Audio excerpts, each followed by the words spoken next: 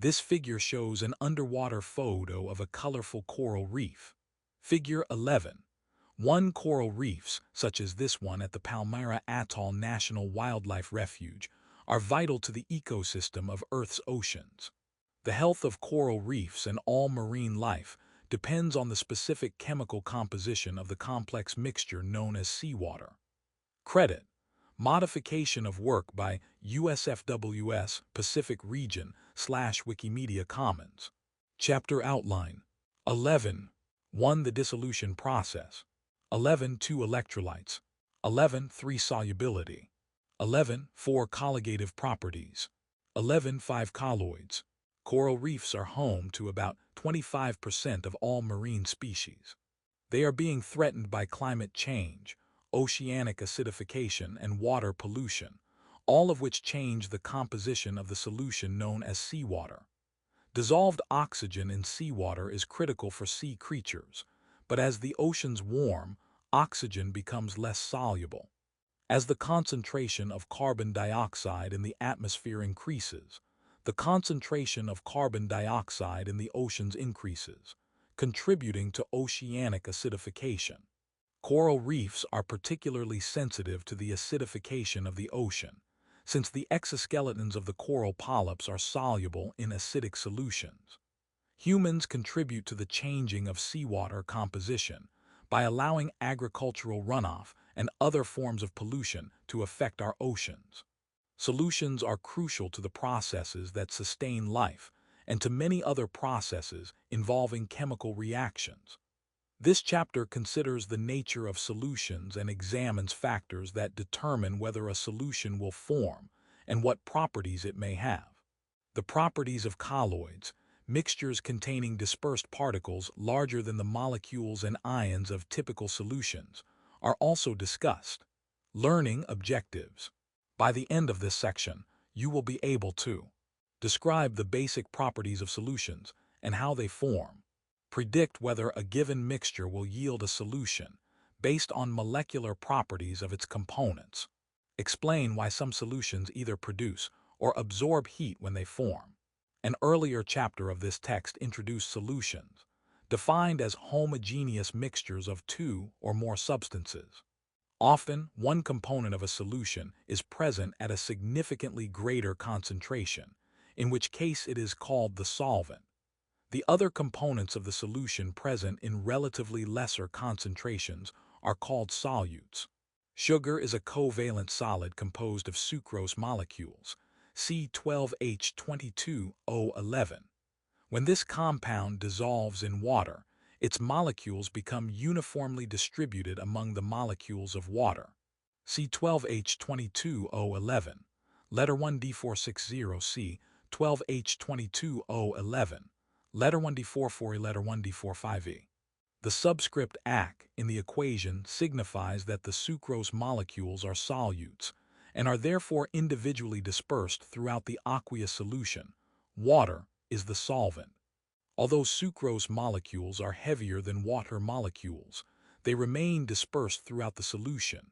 Gravity does not cause them to settle out over time.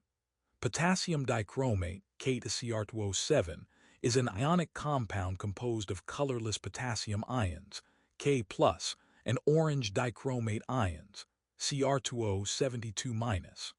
When a small amount of solid potassium dichromate is added to water, the compound dissolves and dissociates to yield potassium ions and dichromate ions uniformly distributed throughout the mixture, figure 11.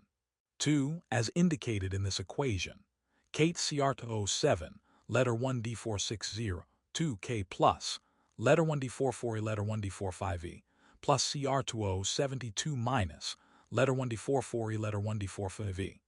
As with the mixture of sugar and water, this mixture is also an aqueous solution.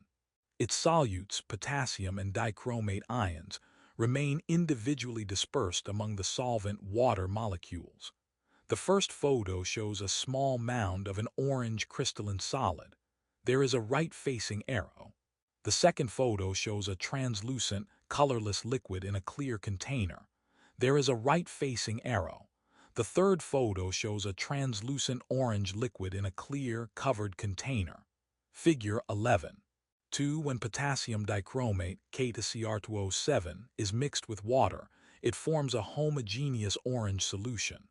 Credit: Modification of work by Mark Ott. Link to learning.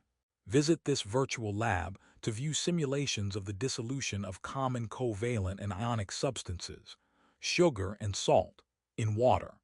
Water is used so often as a solvent that the word solution has come to imply an aqueous solution to many people. However, almost any gas, liquid, or solid can act as a solvent. Many alloys are solid solutions of one metal dissolved in another. For example, US 5-cent coins contain nickel dissolved in copper. Air is a gaseous solution, a homogeneous mixture of nitrogen, oxygen, and several other gases. Oxygen, a gas; alcohol, a liquid; and sugar, a solid, all dissolve in water, a liquid, to form liquid solutions. Table 11. 1 gives examples of several different solutions and the phases of the solutes and solvents. Different types of solutions. Solution, solute, solvent. Air O2 GN2 G. Soft drinks 1 CO2 GH2OL. Hydrogen and palladium H2 GPD S. Rubbing alcohol H2O LC3H8OL 2 propanol. Saltwater NaCl H2OL. Brazian SQS. Table 11. 1. Solutions exhibit these defining traits.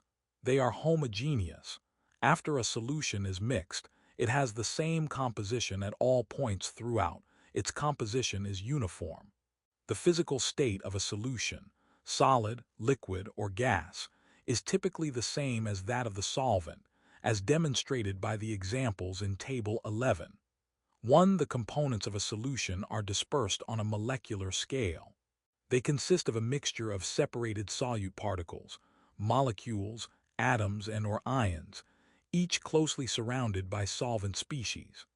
The dissolved solute in a solution will not settle out or separate from the solvent. The composition of a solution, or the concentrations of its components, can be varied continuously, within limits determined by the solubility of the components, discussed in detail later in this chapter. The formation of solutions.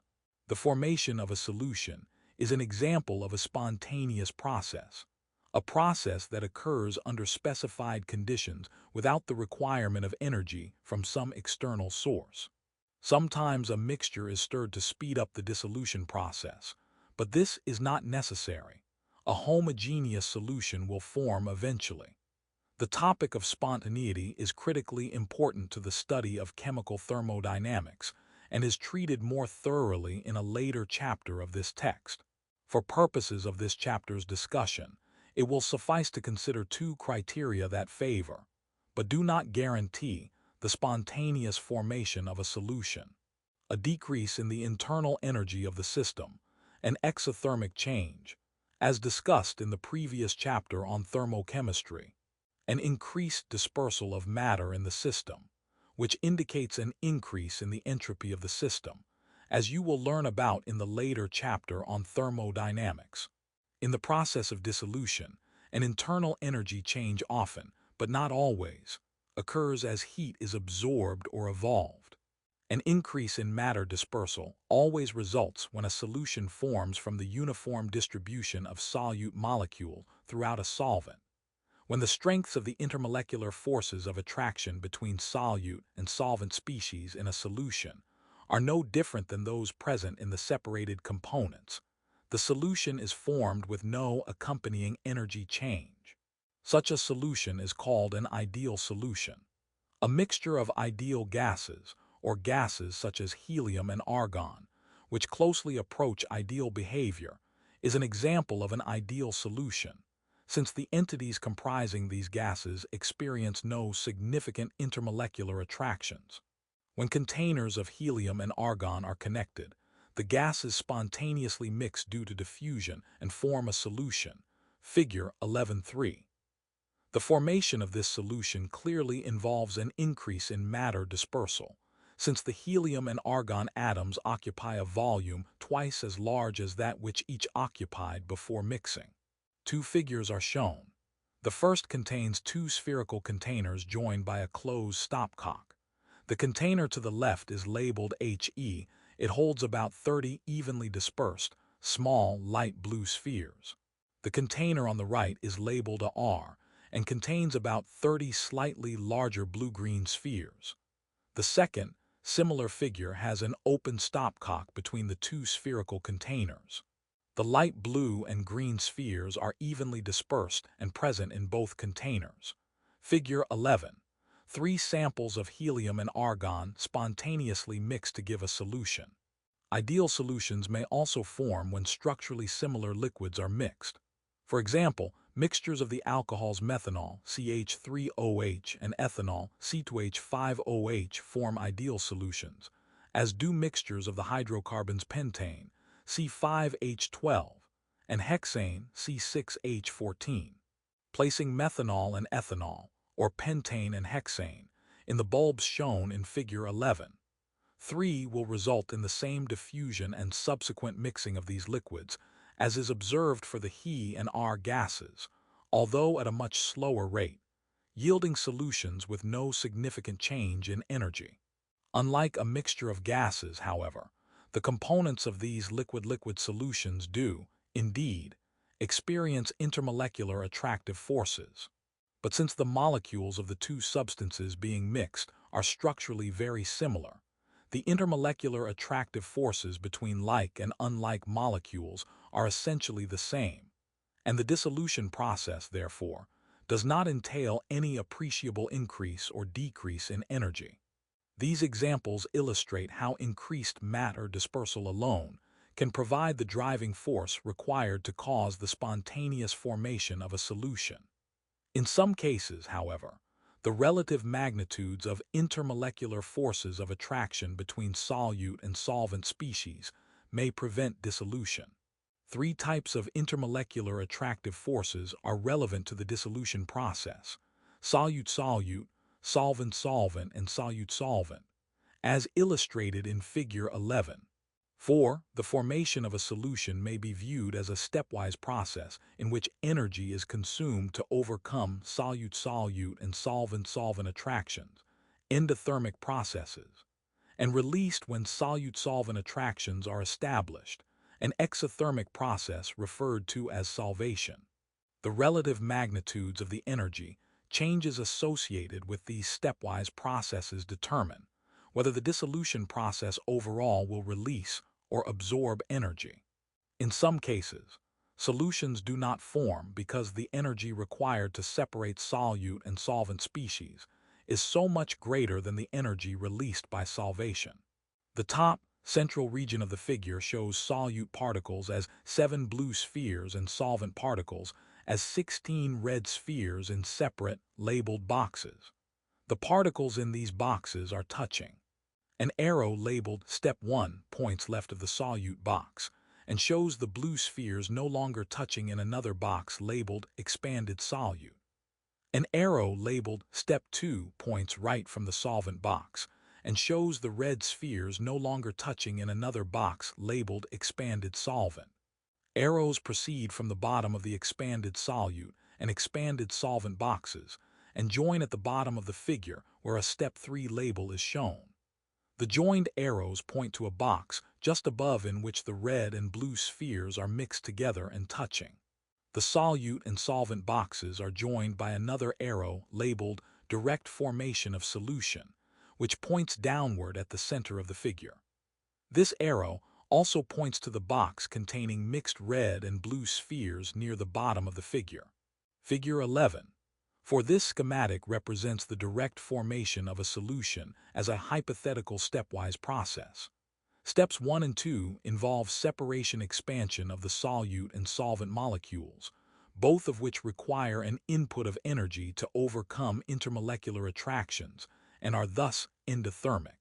Step 3 involves establishing intermolecular attractive forces between solute and solvent molecules, solvation, and is thus exothermic. Consider the example of an ionic compound dissolving in water. Formation of the solution requires the electrostatic forces between the cations and anions of the compound solute be overcome completely, as attractive forces are established between these ions and water molecules, solute, solvent. Hydrogen bonding between a relatively small fraction of the water molecules must also be overcome to accommodate any dissolved solute. If the solute's electrostatic forces are significantly greater than the solvation forces, the dissolution process is significantly endothermic, and the compound may not dissolve to an appreciable extent. Calcium carbonate, the major component of coral reefs, is one example of such an insoluble ionic compound. See Figure 11. 1. On the other hand, if the solvation forces are much stronger than the compound's electrostatic forces, the dissolution is significantly exothermic and the compound may be highly soluble. A common example of this type of ionic compound is sodium hydroxide, commonly known as lye. As noted at the beginning of this module, spontaneous solution formation is favored, but not guaranteed, by exothermic dissolution processes. While many soluble compounds do indeed dissolve with the release of heat, some dissolve endothermically. Ammonium nitrate, NH4NO3, is one such example and is used to make instant cold packs, like the one pictured in Figure 11. 5, which are used for treating injuries. A thin-walled plastic bag of water is sealed inside a larger bag with solid NH4NO3.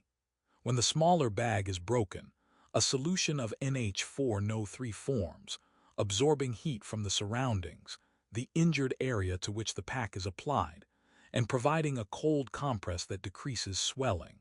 Endothermic dissolutions, such as this one, require a greater energy input to separate the solute species than is recovered when the solutes are solvated. But they are spontaneous nonetheless due to the increase in disorder that accompanies formation of the solution. This figure shows a single-use instant cold pack, with labels indicating an inner bag of water surrounded by white particulate ammonium nitrate. Figure 11. 5. An instant cold pack gets cold when certain salts, such as ammonium nitrate, dissolve in water, an endothermic process. Link to learning. Watch this brief video illustrating endothermic and exothermic dissolution processes. Learning objectives. By the end of this section, you will be able to define and give examples of electrolytes, distinguish between the physical and chemical changes that accompany dissolution of ionic and covalent electrolytes, relate electrolyte strength to solute-solvent attractive forces. When some substances are dissolved in water, they undergo either a physical or a chemical change that yields ions in solution. These substances constitute an important class of compounds called electrolytes. Substances that do not yield ions when dissolved are called non-electrolytes. If the physical or chemical process that generates the ions is essentially 100% efficient, all of the dissolved compound yields ions, then the substance is known as a strong electrolyte. If only a relatively small fraction of the dissolved substance undergoes the ion-producing process, it is called a weak electrolyte. Substances may be identified as strong, weak, or non-electrolytes by measuring the electrical conductance of an aqueous solution containing the substance. To conduct electricity, a substance must contain freely mobile, charged species. Most familiar is the conduction of electricity through metallic wires, in which case the mobile, charged entities are electrons. Solutions may also conduct electricity if they contain dissolved ions, with conductivity increasing as ion concentration increases. Applying a voltage to electrodes immersed in a solution permits assessment of the relative concentration of dissolved ions, either quantitatively, by measuring the electrical current flow, or qualitatively, by observing the brightness of a light bulb included in the circuit. Figure 11. 6. This diagram shows 3 separate beakers. Each has a wire plugged into a wall outlet. In each case, the wire leads from the wall to the beaker and is split, resulting in 2 ends. One end leads to a light bulb and continues on to a rectangle labeled with a plus sign. The other end leads to a rectangle labeled with a minus sign. The rectangles are in a solution. In the first beaker, labeled ethanol no conductivity, 4 pairs of linked small green spheres suspended in the solution between the rectangles. In the second beaker, labeled KCl strong conductivity, 6 individual green spheres, 3 labeled plus and 3 labeled minus are suspended in the solution. Each of the 6 spheres has an arrow extending from it pointing to the rectangle labeled with the opposite sign. In the third beaker, labeled acetic acid solution weak conductivity, 2 pairs of joined green spheres and 2 individual spheres, 1 labeled plus and 1 labeled minus are shown suspended between the 2 rectangles. The plus labeled sphere has an arrow pointing to the rectangle labeled minus, and the minus labeled sphere has an arrow pointing to the rectangle labeled plus. Figure 11. 6 solutions of non-electrolytes such as ethanol do not contain dissolved ions and cannot conduct electricity. Solutions of electrolytes contain ions that permit the passage of electricity. The conductivity of an electrolyte solution is related to the strength of the electrolyte. Ionic electrolytes. Water and other polar molecules are attracted to ions, as shown in Figure 11. 7. The electrostatic attraction between an ion and a molecule with a dipole is called an ion-dipole attraction. These attractions play an important role in the dissolution of ionic compounds in water. The diagram shows 8 purple spheres labeled K superscript plus and 8 green spheres labeled Cl superscript minus mixed and touching near the center of the diagram. Outside of this cluster of spheres are 17 clusters of 3 spheres, which include 1 red and 2 white spheres. A red sphere in one of these clusters is labeled O. A white sphere is labeled H. 2 of the green Cl superscript minus spheres are surrounded by 3 of the red and white clusters, with the red spheres closer to the green spheres than the white spheres. One of the K superscript plus purple spheres is surrounded by 4 of the red and white clusters. The white spheres of these clusters are closest to the purple spheres. Figure 11. 7. As potassium chloride, KCl, dissolves in water, the ions are hydrated. The polar water molecules are attracted by the charges on the K plus and Cl minus ions. Water molecules in front of and behind the ions are not shown. When ionic compounds dissolve in water, the ions in the solid separate and disperse uniformly throughout the solution because water molecules surround and solvate the ions, reducing the strong electrostatic forces between them. This process represents a physical change known as dissociation.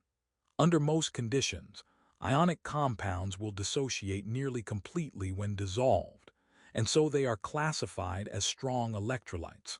Even sparingly, soluble ionic compounds are strong electrolytes, since the small amount that does dissolve will dissociate completely. Consider what happens at the microscopic level when solid KCl is added to water. Ion dipole forces attract the positive hydrogen end of the polar water molecules to the negative chloride ions at the surface of the solid, and they attract the negative oxygen ends to the positive potassium ions. The water molecules surround individual K plus and Cl minus ions, reducing the strong interionic forces that bind the ions together and letting them move off into solution as solvated ions, as Figure 11.7 shows. Overcoming the electrostatic attraction permits the independent motion of each hydrated ion in a dilute solution as the ions transition from fixed positions in the undissolved compound to widely dispersed, solvated ions in solution. Covalent electrolytes. Pure water is an extremely poor conductor of electricity because it is only very slightly ionized.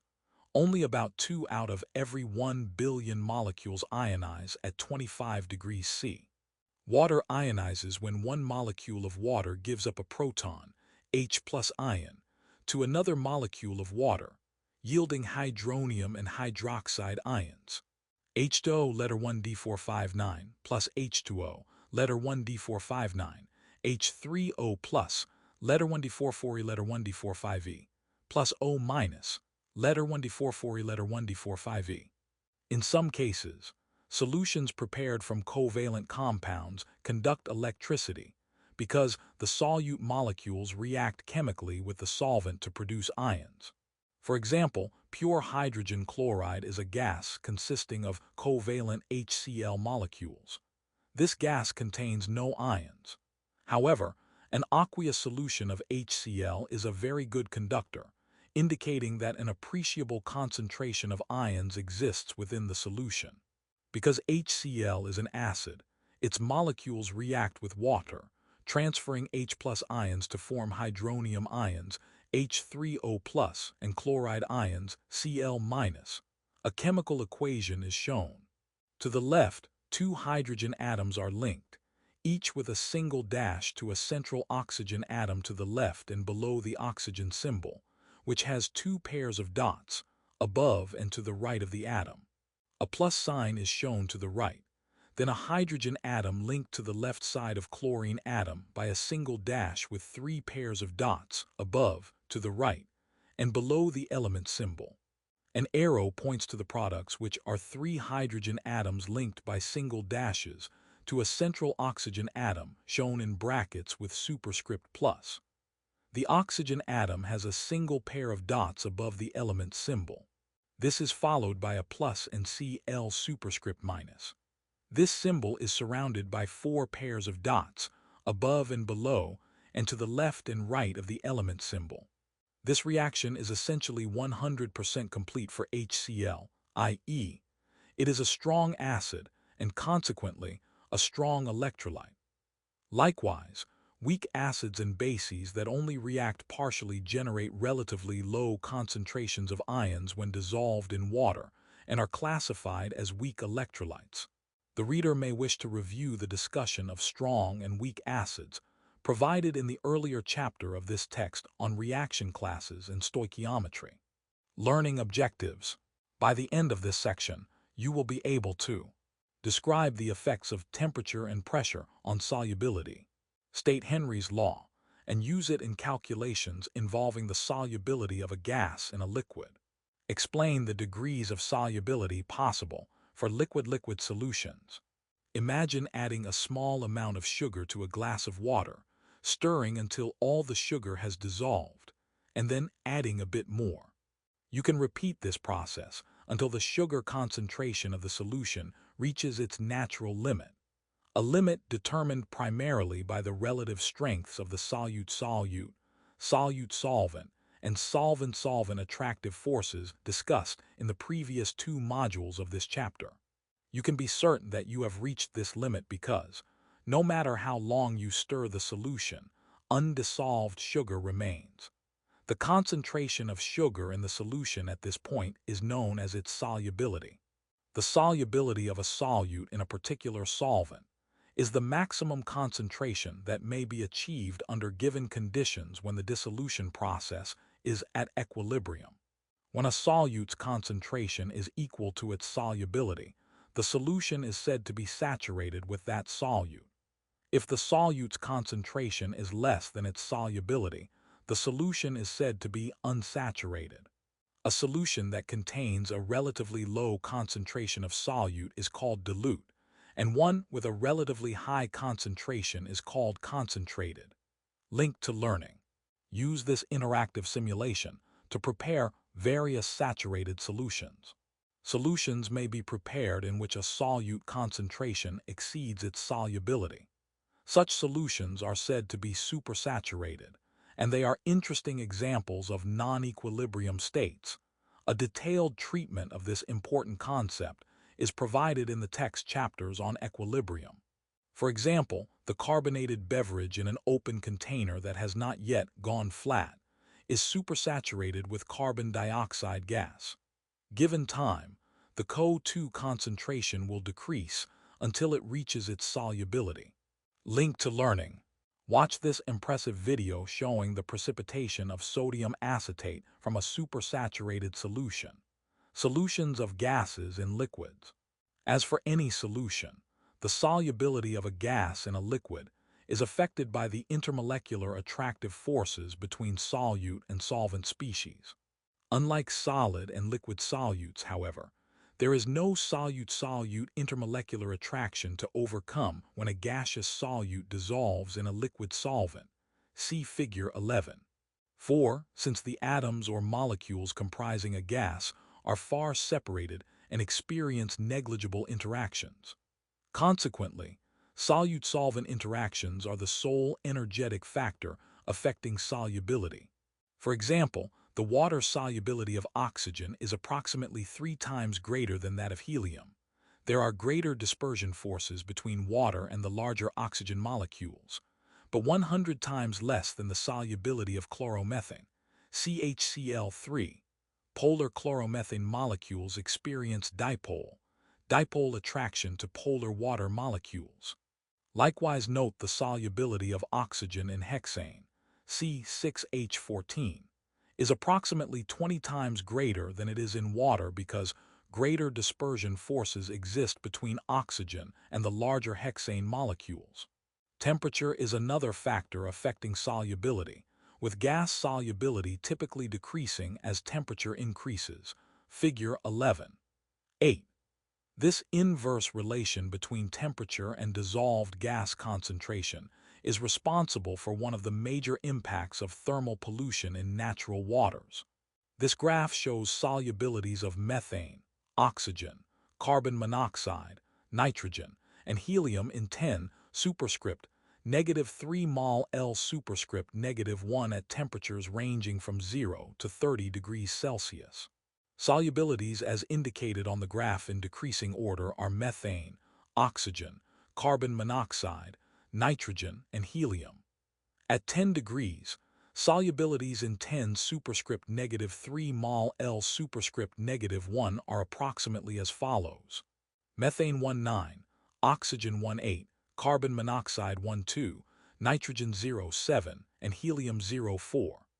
At 20 degrees, solubilities in 10 superscript -3 mol L superscript -1 are approximately as follows. Methane 12, oxygen 11, carbon monoxide 09, nitrogen 05, and helium 035. Figure 11. 8. The solubilities of these gases in water decrease as the temperature increases. All solubilities were measured with a constant pressure of 101. 3 kPa, 1 atm of gas above the solutions. When the temperature of a river, lake, or stream is raised, the solubility of oxygen in the water is decreased. Decreased levels of dissolved oxygen may have serious consequences for the health of the water's ecosystems and, in severe cases, can result in large-scale fish kills. Figure 11. 9. 2 photos are shown. The first shows the top portion of a transparent colorless glass of a clear colorless liquid, with small bubbles near the interface of the liquid with the container. The second photo shows a portion of a partially frozen body of water with dead fish appearing in the water and on an icy surface. Figure 11. 9a. The small bubbles of air in this glass of chilled water formed when the water warmed to room temperature and the solubility of its dissolved air decreased. B. The decreased solubility of oxygen in natural water subjected to thermal pollution can result in large-scale fish kills. Credit A. Modification of work by Liz West. Credit B. Modification of work by U.S. Fish and Wildlife Service. The solubility of a gaseous solute is also affected by the partial pressure of solute in the gas to which the solution is exposed. Gas solubility increases as the pressure of the gas increases. Carbonated beverages provide a nice illustration of this relationship. The carbonation process involves exposing the beverage to a relatively high pressure of carbon dioxide gas and then sealing the beverage container, thus saturating the beverage with CO2 at this pressure.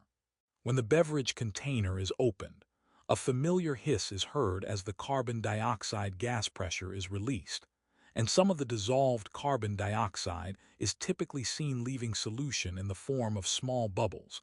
Figure 11. 10.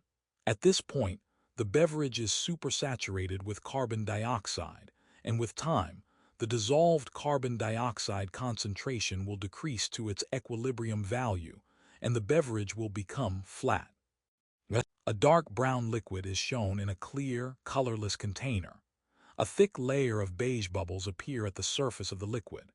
In the liquid, 13 small clusters of single black spheres with 2 red spheres attached to the left and right are shown. Red spheres represent oxygen atoms and black represent carbon atoms. 7 white arrows point upward in the container from these clusters to the bubble layer at the top of the liquid. Figure 11. 10. Opening the bottle of carbonated beverage reduces the pressure of the gaseous carbon dioxide above the beverage. The solubility of CO2 is thus lowered, and some dissolved carbon dioxide may be seen leaving the solution as small gas bubbles. Credit, modification of work by Derek Coetzee. For many gaseous solutes, the relation between solubility, Cg, and partial pressure, Pg, is a proportional one. Letter 1d436G equals letter 1d458, letter 1d443G, where K is a proportionality constant that depends on the identity of the gaseous solute, the identity of the solvent, and the solution temperature. This is a mathematical statement of Henry's law. The quantity of an ideal gas that dissolves in a definite volume of liquid is directly proportional to the pressure of the gas. Example 11. 1. Application of Henry's law. At 20 degrees C, the concentration of dissolved oxygen in water exposed to gaseous oxygen at a partial pressure of 101. 3 kPa is 1. 38 times 10⁻³ mol L-1. Use Henry's law to determine the solubility of oxygen when its partial pressure is 20. 7 kPa, the approximate pressure of oxygen in Earth's atmosphere. Solution. According to Henry's law, for an ideal solution, the solubility Cg of a gas, 138 times 10⁻³ mol L-1, in this case, is directly proportional to the pressure Pg of the undissolved gas above the solution, 101. 3 kPa in this case. Because both Cg and Pg are known, this relation can be rearranged and used to solve for K. Letter 1d436G, letter 1d458 equals, letter 1d458, letter 1d443G, letter 1d436G, letter 1d443G 1. 38 times 10⁻³ mol L-1101. 3 kPa 1. 36 times 10⁻⁵ mol L-1 kPa 1. Now, use K to find the solubility at the lower pressure. Letter 1d436G equals letter 1d458, letter 1d443G 1. 36 times 10⁻⁵ mol L-1 kPa 1 times 20. 7 kPa 2. 82 times 10⁻⁴ mol L-1. Note that various units may be used to express the quantities involved in these sorts of computations. Any combination of units that yield to the constraints of dimensional analysis are acceptable. Check your learning. Exposing a 100 ml sample of water at 0 C to an atmosphere containing a gaseous solute at 152 torr resulted in the dissolution of 145 times 10⁻³ G of the solute. Use Henry's law to determine the solubility of this gaseous solute when its pressure is 760 torr. Answer: 7. 25 times 10⁻³ in 100, 0 ml or 0.725 gl. Example 11. 2. Thermal pollution and oxygen solubility. A certain species of freshwater trout requires a dissolved oxygen concentration of 7.5 mg/L. Could these fish thrive in a thermally polluted mountain stream? Water temperature is 30.0 degrees C. Partial pressure of atmospheric oxygen is 0.17 atm. Use the data in Figure 11.8 to estimate a value for the Henry's law constant at this temperature. Solution. First, estimate the Henry's law constant for oxygen in water at the specified temperature of 30 degrees C, figure 11. 8 indicates the solubility at this temperature is approximately 2 mol/L. Letter 1D458 equals letter 1D436G, letter 1D443G equals 1. 2 times 10 minus 3 mol/L/1. ATM equals 1. 2 times 10 minus 3 mol/L ATM. Then, use this K value to compute the oxygen solubility at the specified oxygen partial pressure, 0.17 atm. Letter 1D436, letter 1D454 equals letter 1D458, letter 1D443, letter 1D454 equals 1. 2 times 10 minus 3 mol/L ATM, 0. 17 atm equals 2. 0 times 10 minus 4 mol/L. Finally, convert this dissolved oxygen concentration from mol/L to mg/L. 20 times 10 minus 4 mol/L, 32. 0 g 1 mol, 1000 mg/G equals 6, 4 mg/L. This concentration is lesser than the required minimum value of 7, 5 mg/L, and so these trout would likely not thrive in the polluted stream. Check your learning. What dissolved oxygen concentration is expected for the stream above when it returns to a normal summertime temperature of 15 C? Answer 82 mg/L. Chemistry in everyday life. Decompression sickness, or the bends. Decompression sickness, DCS, or the bends, is an effect of the increased pressure of the air inhaled by scuba divers when swimming underwater at considerable depths. In addition to the pressure exerted by the atmosphere, divers are subjected to additional pressure due to the water above them, experiencing an increase of approximately 1 atm for each 10 m of depth.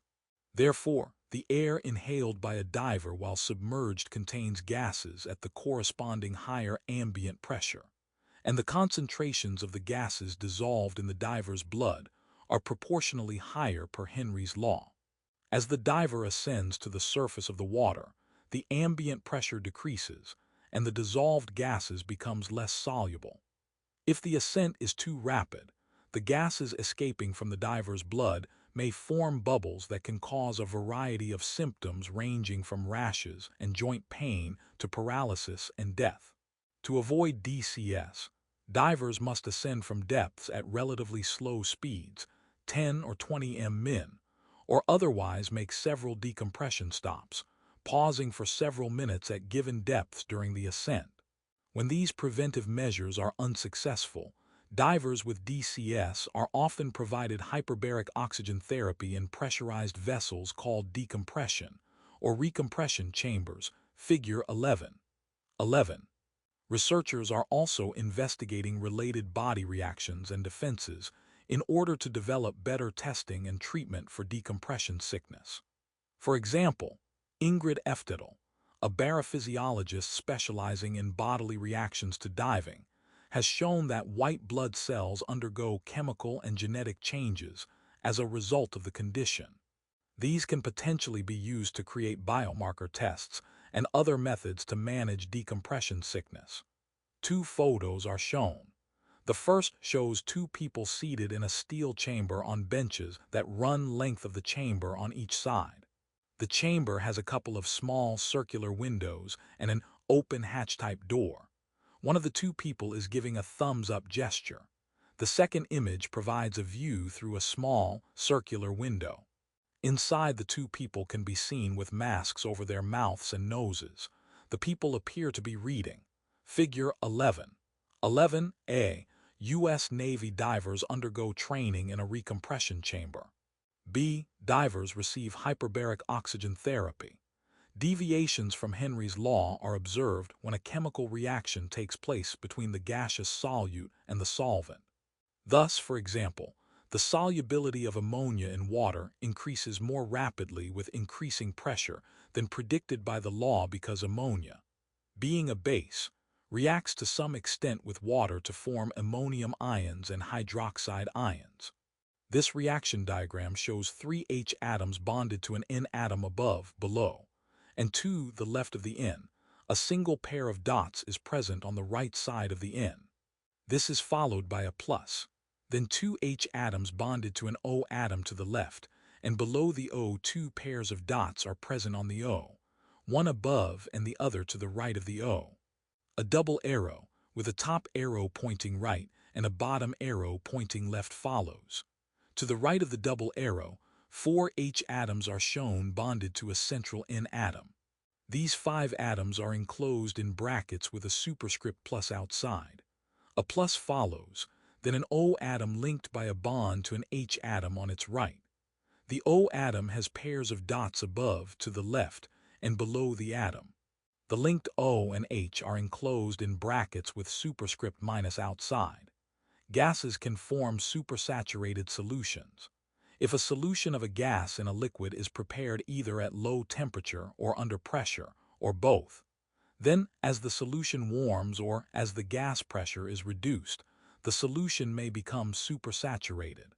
In 1986, more than 1,700 people in Cameroon were killed when a cloud of gas, almost certainly carbon dioxide, bubbled from Lake Nyos, figure 11.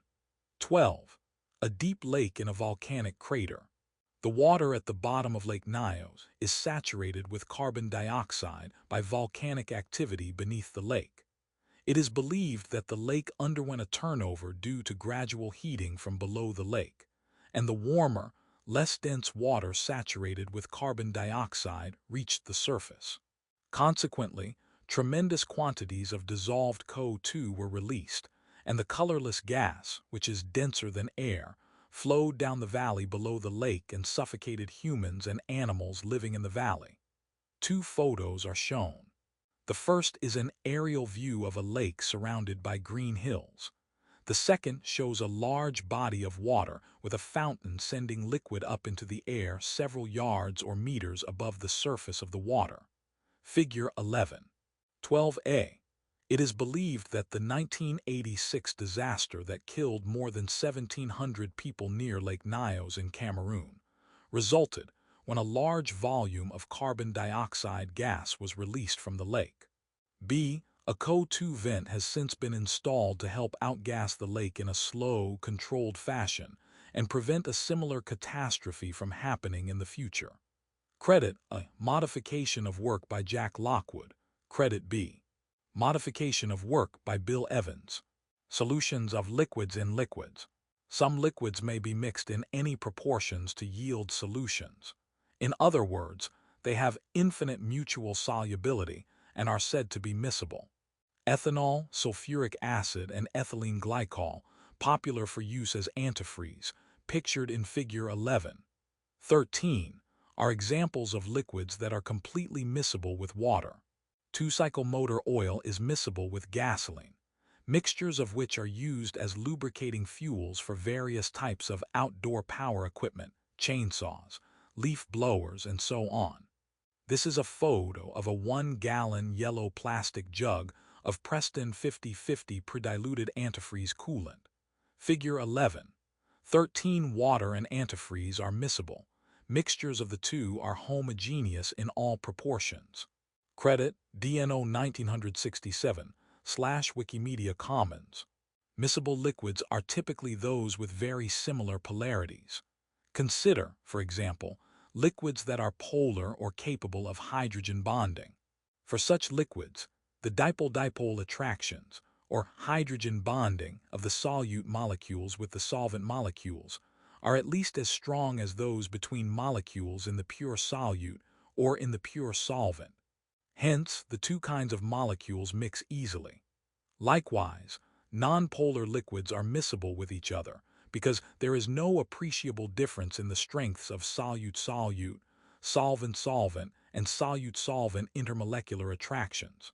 The solubility of polar molecules in polar solvents and of nonpolar molecules in nonpolar solvents is, again, an illustration of the chemical axiom like dissolves like. Two liquids that do not mix to an appreciable extent are called immiscible. Separate layers are formed when immiscible liquids are poured into the same container. Gasoline, oil, figure 11. 14. benzene, carbon tetrachloride, some paints, and many other nonpolar liquids are immiscible with water. Relatively weak attractive forces between the polar water molecules and the nonpolar liquid molecules are not adequate to overcome much stronger hydrogen bonding between water molecules. The distinction between immiscibility and miscibility is really one of extent, so that miscible liquids are of infinite mutual solubility, while liquids said to be immiscible are of very low, though not zero, mutual solubility. This is a photo of a clear, colorless martini glass containing a golden-colored liquid layer resting on top of a clear, colorless liquid. Figure 11. 14 water and oil are immiscible. Mixtures of these two substances will form two separate layers with the less dense oil floating on top of the water. Credit, Yortwa/Flicker. Two liquids, such as bromine and water, that are of moderate mutual solubility are said to be partially miscible. Two partially miscible liquids usually form two layers when mixed.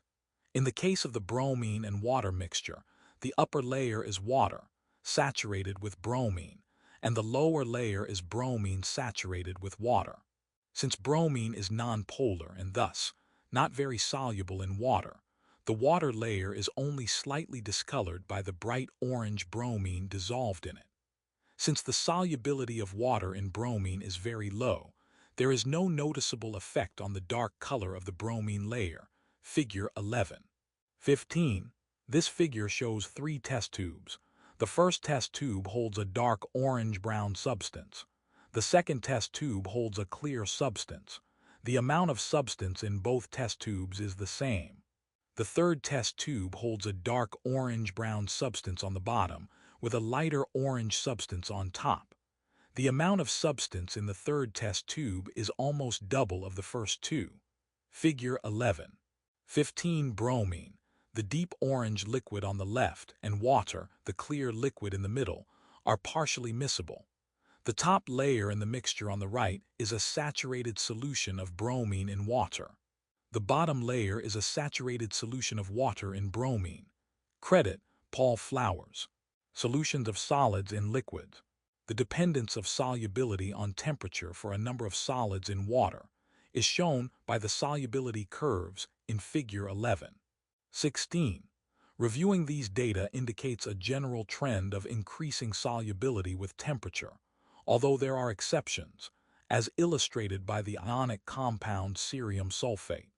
This shows a graph of the solubility of sugar C subscript 12H subscript 22O subscript 11, KNO subscript 3, NaNO subscript 3, NaBr KBr, Na subscript 2 SO subscript 4, KCl, and Ce subscript 2 left parenthesis SO subscript 4 right parenthesis subscript 3 in G solute per 100 GH subscript 2O at temperatures ranging from 0 degrees Celsius to 100 degrees Celsius. At 0 degrees Celsius, solubilities are approximately 180 for sugar C subscript 12H subscript 22O subscript 11, 115 for KNO subscript 3, 75 for NaNO subscript 3, 115 for NaBr, 55 for KBr, 7 for N a subscript 2 SO subscript 4, 25 for KCl, and 20 for Ce subscript 2, left parenthesis SO subscript 4 right parenthesis subscript 3. At 0 degrees Celsius, solubilities are approximately 180 for sugar C subscript 12H subscript 22O subscript 11, 115 for KNO subscript 3, 75 for NaNO subscript 3, 115 for NaBr, 55 for KBr, 7 for N a subscript 2 SO subscript 4, 25 for KCl, and 20 for Ce subscript 2, left parenthesis SO subscript 4 right parenthesis subscript 3. At 100 degrees Celsius, sugar C subscript 12H subscript 22O subscript 11 has exceeded the upper limit of solubility indicated on the graph. 240 for KNO subscript 3, 178 for NO subscript 3, 123 for NBR, 105 for KBR, 52 for N a subscript 2 SO subscript 4, 58 for KCL, and the graph for CE subscript 2 left parenthesis, SO subscript 4 right parenthesis, subscript 3 stops at about 92 degrees Celsius, where the solubility is nearly zero. The graph for N, a subscript 2, SO subscript 4, is shown in red. All other substances are shown in blue. The solubility of this substance increases until about 30 degrees Celsius and declines beyond that point with increasing temperature. Figure 11:16. This graph shows how the solubility of several solids changes with temperature. The temperature dependence of solubility can be exploited to prepare supersaturated solutions of certain compounds. A solution may be saturated with the compound at an elevated temperature, where the solute is more soluble, and subsequently cooled to a lower temperature without precipitating the solute. The resultant solution contains solute at a concentration greater than its equilibrium solubility at the lower temperature, i.e., it is supersaturated and is relatively stable. Precipitation of the excess solute can be initiated by adding a seed crystal. See the video in the link to learning earlier in this module, or by mechanically agitating the solution. Some hand warmers, such as the one pictured in Figure 11:17, take advantage of this behavior. 3 photos of hand warmers are shown side by side with an arrow pointing from the first photo to the second, and another arrow pointing from the second photo to the third. The first packet contains a clear colorless liquid and a small metal disc can be seen. In the second packet, the disc can't be seen and a dispersion of white liquid is beginning. In the third packet, all of the liquid is white. Figure 11:17. This hand warmer produces heat when the sodium acetate in a supersaturated solution precipitates. Precipitation of the solute is initiated by a mechanical shockwave generated when the flexible metal disc within the solution is clicked. Credit, modification of work by Velela/Wikimedia Commons. Learning objectives. By the end of this section, you will be able to express concentrations of solution components using mole fraction and molality. Describe the effect of solute concentration on various solution properties, vapor pressure, boiling point, freezing point, and osmotic pressure. Perform calculations using the mathematical equations that describe these various colligative effects. Describe the process of distillation and its practical applications. Explain the process of osmosis and describe how it is applied industrially and in nature. The properties of a solution are different from those of either the pure solute, S, or solvent. Many solution properties are dependent upon the chemical identity of the solute. Compared to pure water, a solution of hydrogen chloride is more acidic, a solution of ammonia is more basic, a solution of sodium chloride is more dense, and a solution of sucrose is more viscous. There are a few solution properties, however, that depend only upon the total concentration of solute species, regardless of their identities. These colligative properties include vapor pressure lowering, boiling point elevation, freezing point depression, and osmotic pressure. This small set of properties is of central importance to many natural phenomena and technological applications, as will be described in this module. Mole fraction and molality. Several units commonly used to express the concentrations of solution components were introduced in an earlier chapter of this text, each providing certain benefits for use in different applications. For example, molarity, m, is a convenient unit for use in stoichiometric calculations, since it is defined in terms of the molar amounts of solute species. Letter 1D440 equals mol solutel solution. Because solution volumes vary with temperature, molar concentrations will likewise vary. When expressed as molarity, The concentration of a solution with identical numbers of solute and solvent species will be different at different temperatures due to the contraction-expansion of the solution. More appropriate for calculations involving many colligative properties are mole-based concentration units whose values are not dependent on temperature. Two such units are mole fraction, introduced in the previous chapter on gases and molality. The mole fraction, x, of a component is the ratio of its molar amount to the total number of moles of all solution components. Letter 1D44Ba equals mol a total mol of all components. By this definition, the sum of mole fractions for all solution components, the solvent and all solutes, is equal to 1. Molality is a concentration unit, defined as the ratio of the numbers of moles of solute to the mass of the solvent in kilograms. Letter 1D45A equals mol solutex solvent.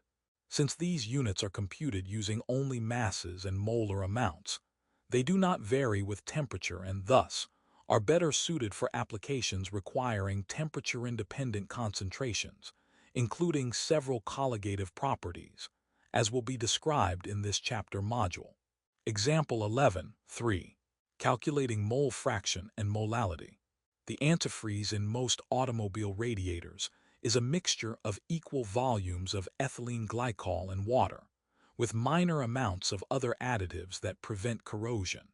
What are the A mole fraction and B molality of ethylene glycol CH4O2 in a solution prepared from 22 times 103 g of ethylene glycol and 2 times 103 g of water, approximately 2 L of glycol and 2 L of water.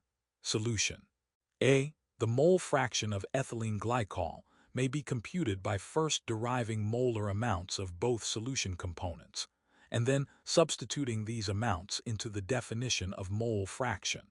Mol CH4O2 equals 22 times 103 g times 1 mol CH4O 262. 7 g CH4O2 equals 35. 8 mol C2H4O 2 mol H2O equals 2. G mol HO. 2 GH2O equals 111 mol H2O. Letter 1D44B ETHYLENEGLYCOL equals 35. 8 mol C2H4O2 35. 8 plus 111 mol total equals 0. 244. Notice that mole fraction is a dimensionless property, being the ratio of properties with identical units, moles. B. Derive moles of solute and mass of solvent in kg. First, use the given mass of ethylene glycol and its molar mass to find the moles of solute. 22 times 103 g CH4O2 mol CH2O 262. 7 g equals 35. 8 mol CH4O2. Then convert the mass of the water from grams to kilograms. 2 GHO kgg. kgH2O. Finally, calculate molality per its definition. Molality equals mol solutec solvent 35. 8 mol C2H4O 22 kg H2O 17. 9 m. Check your learning. What are the mole fraction and molality of a solution that contains 850 g of ammonia, NH3, dissolved in 125 g of water? Answer: 714 times 10⁻3, 399 m. Example 11.4. Converting mole fraction and molal concentrations. Calculate the mole fraction of solute and solvent in a 30 m solution of sodium chloride. Solution. Converting from one concentration unit to another is accomplished by first comparing the two unit definitions. In this case, both units have the same numerator moles of solute, but different denominators. The provided molal concentration may be written as 30 mol na Cl 1 kg H2O. The numerator for this solution's mole fraction is, therefore, 30 mol na Cl. The denominator may be computed by deriving the molar amount of water corresponding to 1 kg. 1 kg HO GKG mol HO. 0.2 g equals 55 mol H2O, and then substituting these molar amounts into the definition for mole fraction. XH2O XH2O XH2O letter 1 D44B. NaCl letter 1 D44B. NaCl letter 1 D44B. NaCl equals mol H2O mol NaCl plus mol H2O 55 mol H2O3. 0 mol NaCl plus 55 mol H2O 0. 95 mol NaCl plus mol H2O3. 0 mol NaCl3. 0 mol NaCl plus 55 mol H2O 0. 52. Check your learning. The mole fraction of iodine, I2, dissolved in dichloromethane, CH to Cl2, is 0.115. What is the molar concentration, m, of iodine in this solution? Answer, 153 m. Example 11, 5. Molality and molarity conversions. Intravenous infusion of a 556 m aqueous solution of glucose density of 1.4 g/ml is part of some postoperative recovery therapies. What is the molar concentration of glucose in this solution? Solution. The provided molar concentration may be explicitly written as letter 1D440 equals 0. 556 mol glucose 1L solution. Consider the definition of molality. Letter 1D45A equals mol solute / kg solvent. The amount of glucose in 1L of this solution is 0.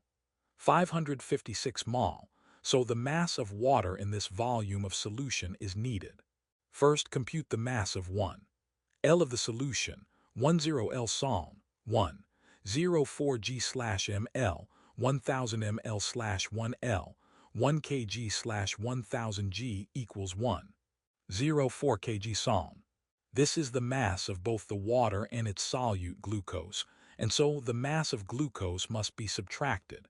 Compute the mass of glucose from its molar amount, 0. 556 mol glucose, 180. 2g 1 mol equals 100. 2g or 0 1002 kg. Subtracting the mass of glucose yields the mass of water in the solution, 1.04 kg solution minus 0. 1002 kg glucose equals 0. 94 kg water. Finally, the molality of glucose in this solution is computed as 556 mol glucose 0. 94 kg water equals 0. 59 m. Check your learning. Nitric acid, HNO3, AC, is commercially available as a 33.7 aqueous solution, density equals 135 g/ml. What is the molarity of this solution? Answer, 14.6 m. Vapor pressure lowering.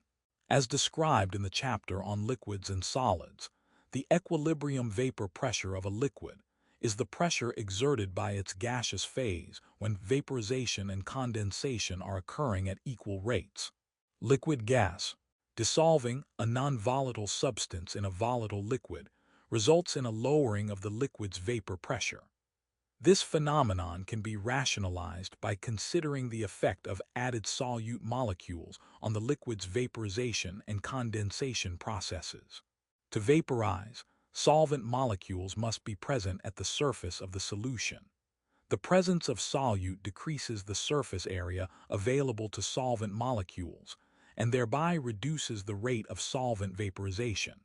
Since the rate of condensation is unaffected by the presence of solute, the net result is that the vaporization-condensation equilibrium is achieved with fewer solvent molecules in the vapor phase, i.e., at a lower vapor pressure, figure 11.18. While this interpretation is useful, it does not account for several important aspects of the colligative nature of vapor pressure lowering. A more rigorous explanation involves the property of entropy, a topic of discussion in a later text chapter on thermodynamics. For purposes of understanding the lowering of a liquid's vapor pressure, it is adequate to note that the more dispersed nature of matter in a solution, compared to separate solvent and solute phases, serves to effectively stabilize the solvent molecules and hinder their vaporization. A lower vapor pressure results, and a correspondingly higher boiling point as described in the next section of this module. This figure contains two images. Figure A is labeled pure water. It shows a beaker half filled with liquid. In the liquid, 11 molecules are evenly dispersed in the liquid, each consisting of one central red sphere, and two slightly smaller white spheres are shown. 4 molecules near the surface of the liquid have curved arrows drawn from them, pointing to the space above the liquid in the beaker. Above the liquid, 12 molecules are shown, with arrows pointing from 3 of them into the liquid below. Figure B is labeled aqueous solution. It is similar to figure A except that 11 blue spheres, slightly larger in size than the molecules, are dispersed evenly in the liquid. Only 4 curved arrows appear in this diagram, with 2 from the molecules in the liquid pointing to the space above and 2 from molecules in the space above the liquid pointing into the liquid below. Figure 11. 18. The presence of non-volatile solutes lowers the vapor pressure of a solution by impeding the evaporation of solvent molecules. The relationship between the vapor pressures of solution components and the concentrations of those components is described by Raoult's law. The partial pressure exerted by any component of an ideal solution is equal to the vapor pressure of the pure component multiplied by its mole fraction in the solution. Letter 1D443 A equals letter 1D44B. A letter 1D443 asterisk A, where PA is the partial pressure exerted by component A in the solution. Letter 1D443 asterisk A is the vapor pressure of pure A, and XA is the mole fraction of it in the solution. Recalling that the total pressure of a gaseous mixture is equal to the sum of partial pressures for all its components, Dalton's law of partial pressures. The total vapor pressure exerted by a solution containing I components is letter 1D443 solution equals sum letter 1D456, letter 1D443, letter 1D456 equals sum letter 1D456, letter 1D44B, letter 1D456, letter 1D443, asterisk letter 1D456. A non-volatile substance is one whose vapor pressure is negligible, P approximately 0, and so the vapor pressure above a solution containing only non-volatile solutes is due only to the solvent. Letter 1D443 solution equals letter 1D44B solvent, letter 1D443 asterisk solvent. Example 11, 6. Calculation of a vapor pressure.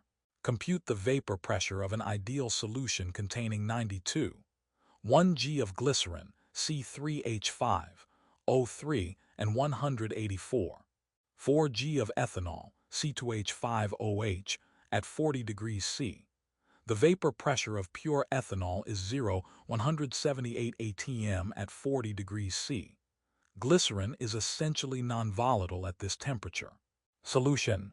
Since the solvent is the only volatile component of this solution, its vapor pressure may be computed per Raoult's law as letter 1D443 solution equals letter 1D44B solvent, letter 1D443 asterisk solvent. First, calculate the molar amounts of each solution component using the provided mass data. 92, 1 GC3H5, O3 times 1 mol C3H5, O392, 0.94 GC3H5, O3 equals 1. 0 mol C3H5, O3184. 4 GC2H5O times 1 mol C2H5, O46. 69 GC2H5O equals 4. 0 mol C2H5O. Next, calculate the mole fraction of the solvent ethanol and use Raoult's law to compute the solution's vapor pressure. XC2H5O equals 4. 0 mol 1, 0 mol plus 4, 0 mol equals 0. 800 letter 1D443 solve equals letter 1D44B solve, letter 1D443 asterisk solve equals 0. 800 times 0. 178 atm equals 0. 142 atm. Check your learning. A solution contains 5G of urea, Co, NH22, a non-volatile solute, and 100 kg of water.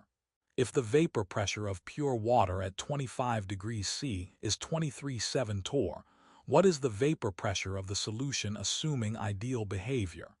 Answer: 23. 4 torr. Distillation of solutions. Solutions whose components have significantly different vapor pressures may be separated by a selective vaporization process known as distillation. Consider the simple case of a mixture of two volatile liquids, A and B, with A being the more volatile liquid. Raoult's law can be used to show that the vapor above the solution is enriched in component A.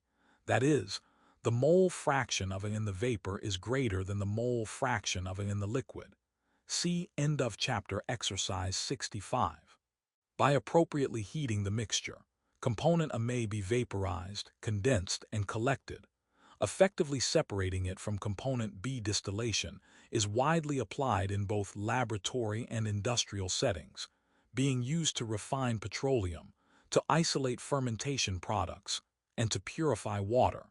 A typical apparatus for laboratory-scale distillations is shown in Figure 11.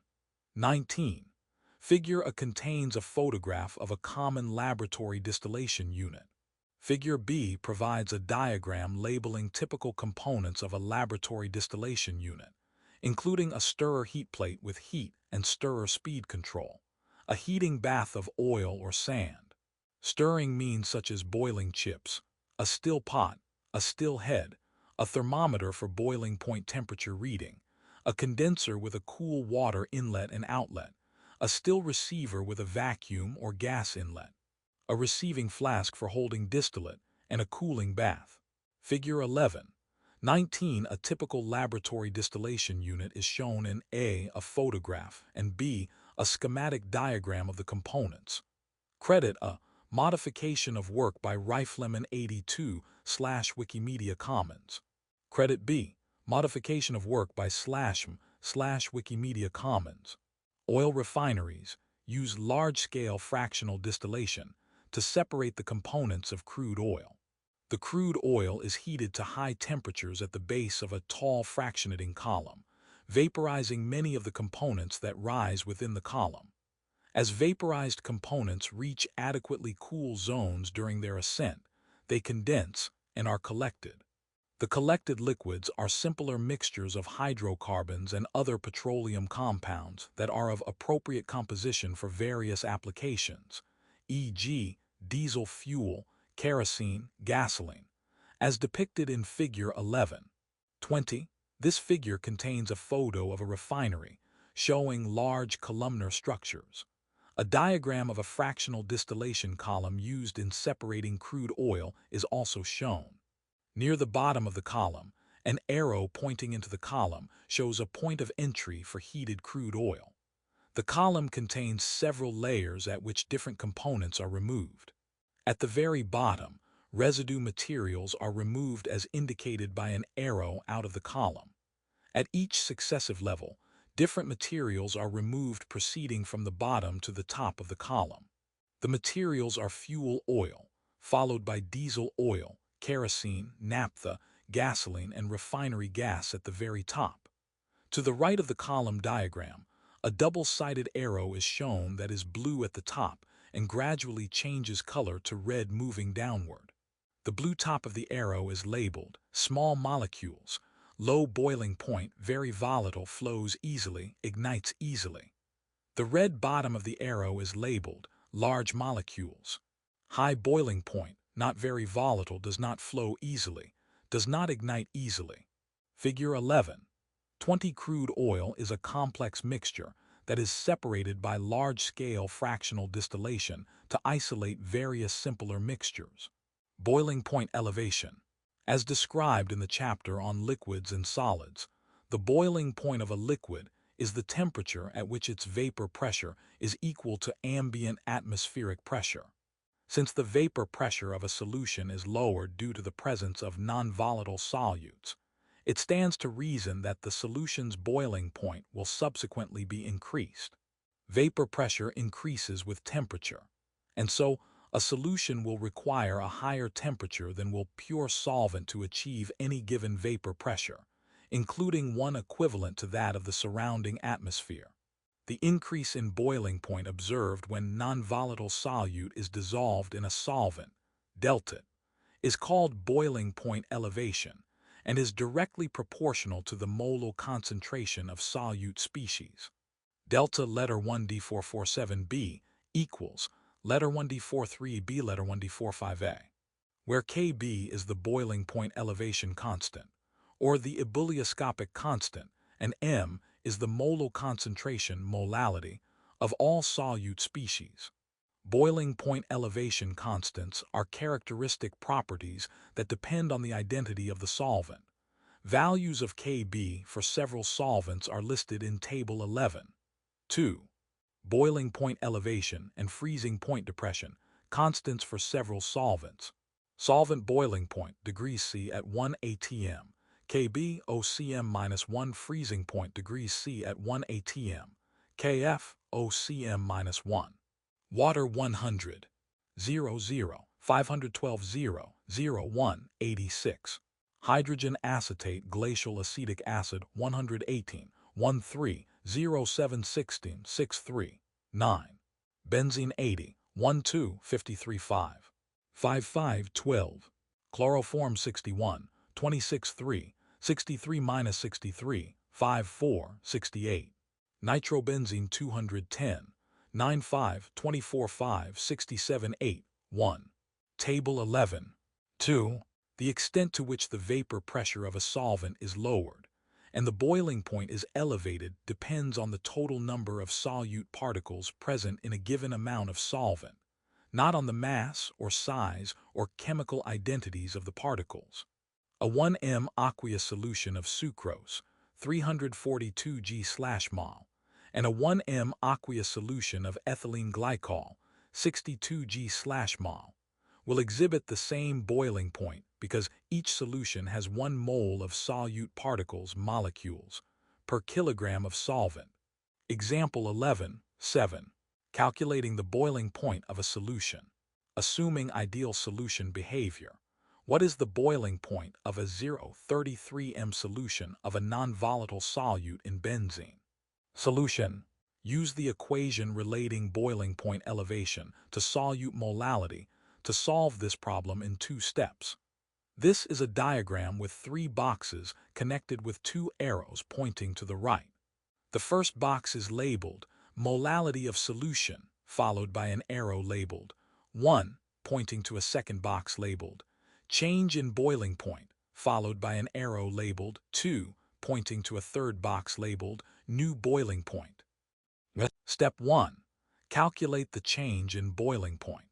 Delta letter 1D447b equals letter 1D43b letter 1D45a equals 2. 53 degrees C letter 1D45a minus 1 times 0. 33 letter 1D45a equals 0. 83 degrees C. Step 2.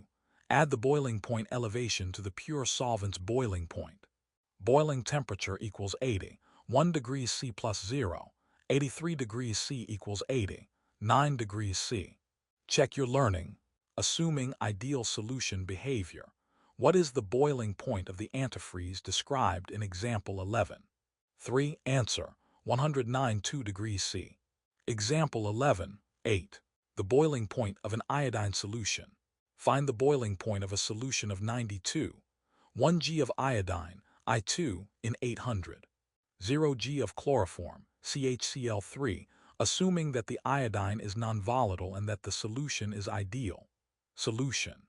A 4-step approach to solving this problem is outlined below. This is a diagram with 5 boxes oriented horizontally and linked together with arrows numbered 1 to 4 pointing from each box in succession to the next one to the right. The first box is labeled mass of iodine. Arrow 1 points from this box to a second box labeled moles of iodine. Arrow 2 points from this box to a third box labeled molality of solution. Arrow labeled 3 points from this box to a fourth box labeled change in boiling point. Arrow 4 points to a fifth box labeled new boiling point. Step 1. Convert from grams to moles of I2 using the molar mass of I2 in the unit conversion factor. Result: 0.363 mol. Step 2. Determine the molality of the solution from the number of moles of solute and the mass of solvent in kilograms. Result: 0.454 m. Step 3. Use the direct proportionality between the change in boiling point and molar concentration to determine how much the boiling point changes. Result: 1. 65 degrees C. Step 4. Determine the new boiling point from the boiling point of the pure solvent and the change. Result: 62, 91 C. Check each result as a self-assessment. Check your learning. What is the boiling point of a solution of 10 g of glycerin, C3H5O3 in 47, 8 g of water? Assume an ideal solution. Answer: 100. 12c. Freezing point depression. Solutions freeze at lower temperatures than pure liquids. This phenomenon is exploited in de-icing schemes that use salt, figure 11. 21. Calcium chloride or urea to melt ice on roads and sidewalks, and in the use of ethylene glycol as an antifreeze in automobile radiators. Seawater freezes at a lower temperature than fresh water, and so the Arctic and Antarctic oceans remain unfrozen even at temperatures below 0 degrees C, as do the body fluids of fish and other cold-blooded sea animals that live in these oceans. This is a photo of damp brick pavement on which a white crystalline material has been spread. Figure 11. 21 rock salt NaCl, calcium chloride KCl2, or a mixture of the two are used to melt ice. Credit: Modification of work by Eddie Welker. The decrease in freezing point of a dilute solution compared to that of the pure solvent, deltative, is called the freezing point depression and is directly proportional to the molar concentration of the solute. Delta letter 1d447 F equals letter 1d43 F letter 1d45A, where M is the molar concentration of the solute and Kf is called the freezing point depression constant, or cryoscopic constant. Just as for boiling point elevation constants, these are characteristic properties whose values depend on the chemical identity of the solvent. Values of Kf for several solvents are listed in Table 11. 2. Example 11, 9. Calculation of the freezing point of a solution. Assuming ideal solution behavior, what is the freezing point of the 0.33 m solution of a non-volatile non-electrolyte solute in benzene described in example 11? 7. Solution. Use the equation relating freezing point depression to solute molality to solve this problem in 2 steps. This is a diagram with 3 boxes connected with 2 arrows pointing to the right. The first box is labeled molality of solution, followed by an arrow labeled 1, pointing to a second box labeled change in freezing point, followed by an arrow labeled 2, pointing to a third box labeled new freezing point. Step 1. Calculate the change in freezing point. Delta letter 1d447 F equals letter 1d43 F letter 1d45A equals 5. 12 degrees C letter 1d45A minus 1 times 0. 33 letter 1d45A equals 1. 7 degrees C. Step 2. Subtract the freezing point change observed from the pure solvent's freezing point. Freezing temperature equals 5. 5 degrees C minus 1. 7 degrees C equals 3. 8 degrees C. Check your learning. Assuming ideal solution behavior, what is the freezing point of a 1.85 m solution of a non-volatile non-electrolyte solute in nitrobenzene? Answer: -9. 3 degrees C. Chemistry in everyday life. Colligative properties and de-icing. Sodium chloride and its group 2 analogs calcium and magnesium chloride are often used to de-ice roadways and sidewalks, due to the fact that a solution of any one of these salts will have a freezing point lower than 0 degrees C, the freezing point of pure water.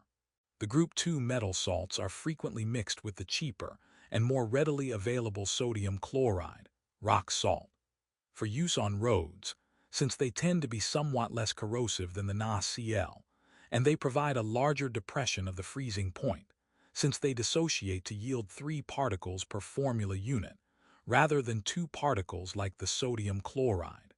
Because these ionic compounds tend to hasten the corrosion of metal, they would not be a wise choice to use an antifreeze for the radiator in your car or to de-ice a plane prior to takeoff.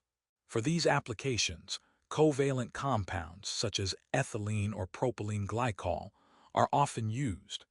The glycols used in radiator fluid not only lower the freezing point of the liquid, but they elevate the boiling point, making the fluid useful in both winter and summer.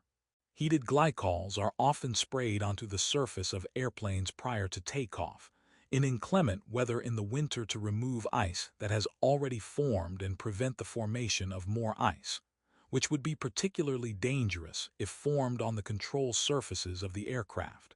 Figure 11.22. This figure contains 2 photos. The first photo is a rear view of a large highway maintenance truck carrying a bright orange de-icer sign. A white material appears to be deposited at the rear of the truck onto the roadway. The second image is of an airplane being sprayed with a solution to remove ice prior to takeoff. Figure 11.22. Freezing point depression is exploited to remove ice from A. roadways and B. the control surfaces of aircraft. Phase diagram for a solution. The colligative effects on vapor pressure, boiling point, and freezing point described in the previous section are conveniently summarized by comparing the phase diagrams for a pure liquid and a solution derived from that liquid. Figure 11.23. This phase diagram indicates the pressure in atmospheres of water and a solution at various temperatures. The graph shows the freezing point of water and the freezing point of the solution, with the difference between these two values identified as delta T subscript F. The graph shows the boiling point of water and the boiling point of the solution, with the difference between these two values identified as delta T subscript B. Similarly, the difference in the pressure of water and the solution at the boiling point of water is shown and identified as delta P. This difference in pressure is labeled vapor pressure lowering. The lower level of the vapor pressure curve for the solution as opposed to that of pure water shows vapor pressure lowering in the solution. Background colors on the diagram indicate the presence of water and the solution in the solid state to the left, liquid state in the central upper region, and gas to the right. Figure 11.23. Phase diagrams for a pure solvent, solid curves, and a solution formed by dissolving non-volatile solute in the solvent dashed curves. The liquid vapor curve for the solution is located beneath the corresponding curve for the solvent, depicting the vapor pressure lowering, delta, that results from the dissolution of non-volatile solute. Consequently, at any given pressure, the solution's boiling point is observed at a higher temperature than that for the pure solvent, reflecting the boiling point elevation, delta, associated with the presence of non-volatile solute. The solid-liquid curve for the solution is displaced left of that for the pure solvent, representing the freezing point depression, delta, that accompanies solution formation. Finally, notice that the solid gas curves for the solvent and its solution are identical. This is the case for many solutions comprising liquid solvents and non-volatile solutes. Just as for vaporization, when a solution of this sort is frozen, it is actually just the solvent molecules that undergo the liquid-to-solid transition, forming pure solid solvent that excludes solute species. The solid and gaseous phases, therefore, are composed of solvent only, and so transitions between these phases are not subject to colligative effects, osmosis and osmotic pressure of solutions. A number of natural and synthetic materials exhibit selective permeation, meaning that only molecules or ions of a certain size, shape, polarity, charge, and so forth are capable of passing through, permeating the material. Biological cell membranes provide elegant examples of selective permeation in nature, while dialysis tubing used to remove metabolic wastes from blood is a more simplistic technological example. Regardless of how they may be fabricated, these materials are generally referred to as semi-permeable membranes. Consider the apparatus illustrated in Figure 11.24, in which samples of pure solvent and a solution are separated by a membrane that only solvent molecules may permeate.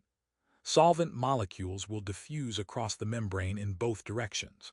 Since the concentration of solvent is greater in the pure solvent than the solution, these molecules will diffuse from the solvent side of the membrane to the solution side at a faster rate than they will in the reverse direction. The result is a net transfer of solvent molecules from the pure solvent to the solution.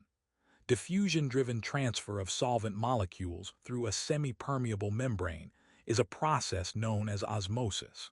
The figure shows two U-shaped tubes with a semi-permeable membrane placed at the base of the U in figure.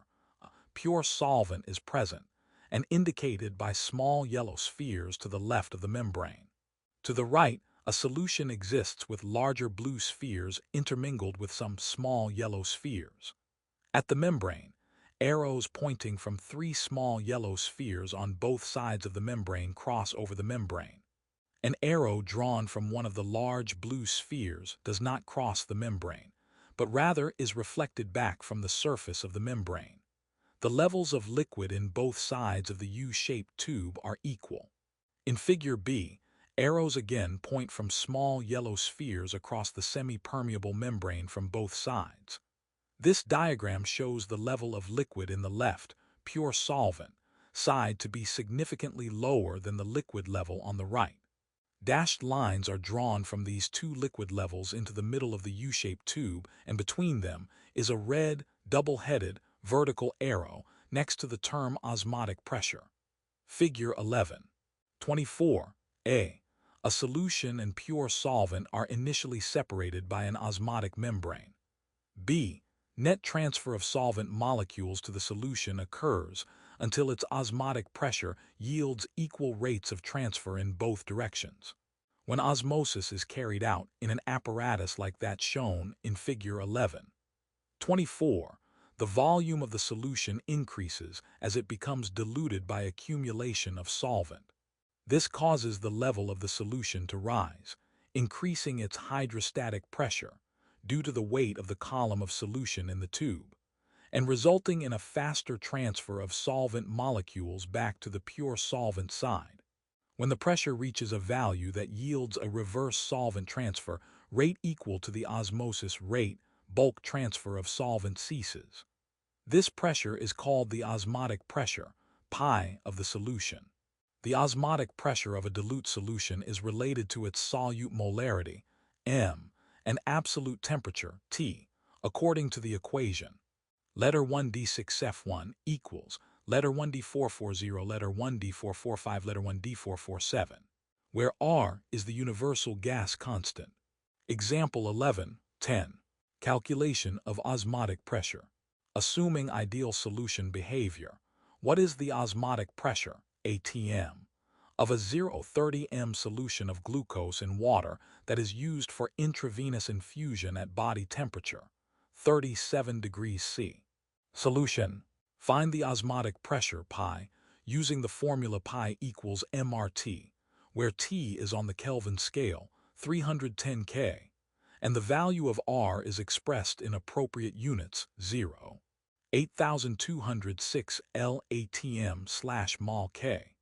Letter 1d6f1 equals letter 1d440, letter 1d445, letter 1d447 equals 0. 30 mol/L times 0. 8206 L ATM/mol K times 310 K equals 7. 6 ATM. Check your learning. Assuming ideal solution behavior, what is the osmotic pressure, ATM? A solution with a volume of 0. 750 L that contains 50 g of methanol, CH3OH, in water at 37 degrees C. Answer: 53 ATM. If a solution is placed in an apparatus like the one shown in Figure 11.25, applying pressure greater than the osmotic pressure of the solution, reverses the osmosis and pushes solvent molecules from the solution into the pure solvent. This technique of reverse osmosis is used for large-scale desalination of seawater and on smaller scales to produce high-purity tap water for drinking. The figure shows a U-shaped tube with a semi-permeable membrane placed at the base of the U. Pure solvent is present and indicated by small yellow spheres to the left of the membrane. To the right, a solution exists with larger blue spheres intermingled with some small yellow spheres. At the membrane, arrows point from 4 small yellow spheres to the left of the membrane. On the right side of the U, there is a disc that is the same width of the tube and appears to block it. The disc is at the same level as the solution. An arrow points down from the top of the tube to the disc and is labeled pressure greater than pi subscript solution. Figure 11. 25. Applying a pressure greater than the osmotic pressure of a solution will reverse osmosis. Solvent molecules from the solution are pushed into the pure solvent. Chemistry in everyday life. Reverse osmosis, water purification. In the process of osmosis, diffusion serves to move water through a semi-permeable membrane from a less concentrated solution to a more concentrated solution. Osmotic pressure is the amount of pressure that must be applied to the more concentrated solution to cause osmosis to stop. If greater pressure is applied, the water will go from the more concentrated solution to a less concentrated, more pure solution. This is called reverse osmosis. Reverse osmosis, RO, is used to purify water in many applications, from desalination plants in coastal cities to water purifying machines in grocery stores, figure 11. 26, and smaller reverse osmosis household units. With a hand-operated pump, small RO units can be used in third-world countries, disaster areas, and in lifeboats. Our military forces have a variety of generator-operated RO units that can be transported in vehicles to remote locations. This figure shows 2 photos of reverse osmosis systems. The first is a small system that appears easily portable. The second is larger and situated outdoors. Figure 11. 26 reverse osmosis systems for purifying drinking water are shown here on A. Small and B. Large scales. Credit A. Modification of work by Jerry Kirkard. Credit B. Modification of work by Willard J. Lathrop. Examples of osmosis are evident in many biological systems because cells are surrounded by semi-permeable membranes. Carrots and celery that have become limp because they have lost water can be made crisp again by placing them in water. Water moves into the carrot or celery cells by osmosis. A cucumber placed in a concentrated salt solution loses water by osmosis and absorbs some salt to become a pickle. Osmosis can also affect animal cells. Solute concentrations are particularly important when solutions are injected into the body. Solutes in body cell fluids and blood serum give these solutions an osmotic pressure of approximately 77 atm. Solutions injected into the body must have the same osmotic pressure as blood serum. That is, they should be isotonic with blood serum. If a less concentrated solution, a hypotonic solution, is injected in sufficient quantity to dilute the blood serum, water from the diluted serum passes into the blood cells by osmosis, causing the cells to expand and rupture. This process is called hemolysis. When a more concentrated solution, a hypertonic solution, is injected, the cells lose water to the more concentrated solution, shrivel, and possibly die in a process called crenation. These effects are illustrated in Figure 11. 27. This figure shows 3 scenarios relating to red blood cell membranes. In a, H subscript 2O has 2 arrows drawn from it pointing into a red disc. Beneath it in a circle are 11 similar discs with a bulging appearance, one of which appears to have burst with blue liquid erupting from it. In B, the image is similar except that rather than having 2 arrows pointing into the red disc, one points in and a second points out toward the H subscript 2O. In the circle beneath, 12 of the red discs are present. In C, both arrows are drawn from a red shriveled disc toward the H subscript 2O in the circle below. 12 shriveled discs are shown. Figure 11. 27. Red blood cell membranes are water permeable and will A. Swell and possibly rupture in a hypotonic solution. B. Maintain normal volume and shape in an isotonic solution. And C. Shrivel and possibly die in a hypertonic solution. Credit a BC. Modifications of work by Lady Off Hats / Wikimedia Commons. Determination of molar masses. Osmotic pressure and changes in freezing point, boiling point, and vapor pressure are directly proportional to the number of solute species present in a given amount of solution. Consequently, measuring one of these properties for a solution prepared using a known mass of solute permits determination of the solute's molar mass. Example 11. 11. Determination of a molar mass from a freezing point depression. A solution of 4G of a non-electrolyte dissolved in 55. 0G of benzene is found to freeze at 232 degrees C. Assuming ideal solution behavior, what is the molar mass of this compound? Solution. Solve this problem using the following steps. This is diagram with 5 boxes oriented horizontally and linked together with arrows numbered 1 to 4 pointing from each box in succession to the next one to the right. The first box is labeled freezing point of solution. Arrow 1 points from this box to a second box labeled delta T subscript F. Arrow 2 points from this box to a third box labeled molar concentration of compound. Arrow labeled 3 points from this box to a fourth box labeled moles of compound in sample. Arrow 4 points to a fifth box labeled molar mass of compound. Step 1. Determine the change in freezing point from the observed freezing point and the freezing point of pure benzene, table 11.2. Delta letter 1D447F equals 5. 5 degrees C minus 2. 32 degrees C equals 3. 2 degrees C. Step 2. Determine the molar concentration from Kf, the freezing point depression constant for benzene, table 11.2, and delta F. Delta letter 1D447 F equals letter 1D43 F letter 1D45A letter 1D45A equals delta letter 1D447 F. Letter 1D43 EF equals 3. 2 degrees C 5.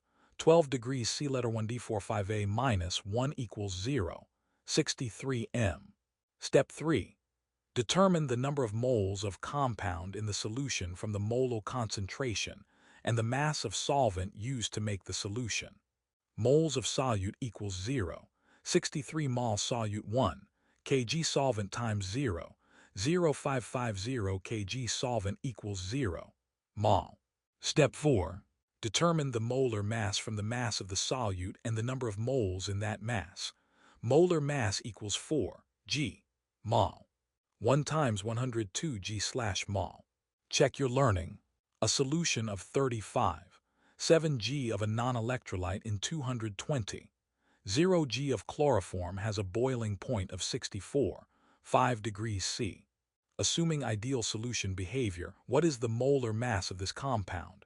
Answer: 1/8 times 102 g/mol. Example 11, 12. Determination of a molar mass from osmotic pressure. A 0.500 L sample of an aqueous solution containing 10.0 G of hemoglobin has an osmotic pressure of 5.9 torr at 22 degrees C. Assuming ideal solution behavior, what is the molar mass of hemoglobin? Solution. Here is one set of steps that can be used to solve the problem. This is a diagram with 4 boxes oriented horizontally and linked together with arrows numbered 1 to 3 pointing from each box in succession to the next one to the right. The first box is labeled osmotic pressure. Arrow 1 points from this box to a second box labeled molar concentration. Arrow 2 points from this box to a third box labeled moles of hemoglobin in sample. Arrow labeled 3 points from this box to a fourth box labeled Molar mass of hemoglobin. Step 1. Convert the osmotic pressure to atmospheres, then determine the molar concentration from the osmotic pressure. Letter 1 D6F1 equals 5. 9 torr times 1 atm 760 torr equals 7. 8 times 10 minus 3 atm, letter 1 D6F1, equals letter 1 D440, letter 1 D445, letter 1 D447, letter 1 D440, equals letter 1 D6F1, letter 1 D445, letter 1 D447 equals 7. 8 times 10 minus 3 atm, 0. 8,206 LATM slash mol K, 295 K equals 3. 2 times 10 minus 4 m. Step 2. Determine the number of moles of hemoglobin in the solution from the concentration and the volume of the solution. Moles of hemoglobin equals 3. 2 times 10 minus 4 mol, 1 L solution times 0. 500 L solution equals 1. 6 times 10 minus 4 mol. Step 3. Determine the molar mass from the mass of hemoglobin and the number of moles in that mass. Molar mass equals 10. 0 G1. 6 times 10 minus 4 mol equals 6. 2 times 104 G slash mol. Check your learning. Assuming ideal solution behavior. What is the molar mass of a protein if a solution of 0? 2 G of the protein in 25. 0 ml of solution has an osmotic pressure of 0. 56 torr at 25 degrees C. Answer: 3 times. 104 G slash mol. Colligative properties of electrolytes. As noted previously in this module, the colligative properties of a solution depend only on the number, not on the identity, of solute species dissolved. The concentration terms in the equations for various colligative properties, freezing point depression, boiling point elevation, osmotic pressure, pertain to all solute species present in the solution. For the solutions considered thus far in this chapter, the solutes have been non-electrolytes that dissolve physically without dissociation or any other accompanying process. Each molecule that dissolves yields one dissolved solute molecule. The dissolution of an electrolyte, however, is not this simple, as illustrated by the two common examples below. Letter 1 D451, letter 1 D456, letter 1 D460, letter 1 D460, letter 1 D45C, letter 1 D450. NaCl. S Na plus AC plus Cl minus AC HCl. AC plus H2O LCl minus. AC plus H3O plus AC.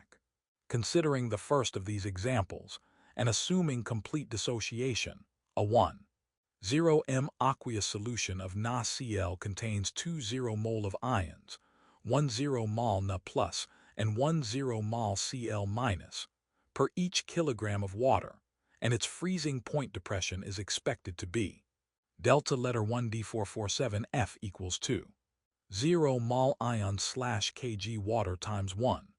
86 degrees C kg water slash mol ion equals 3,7 degrees C.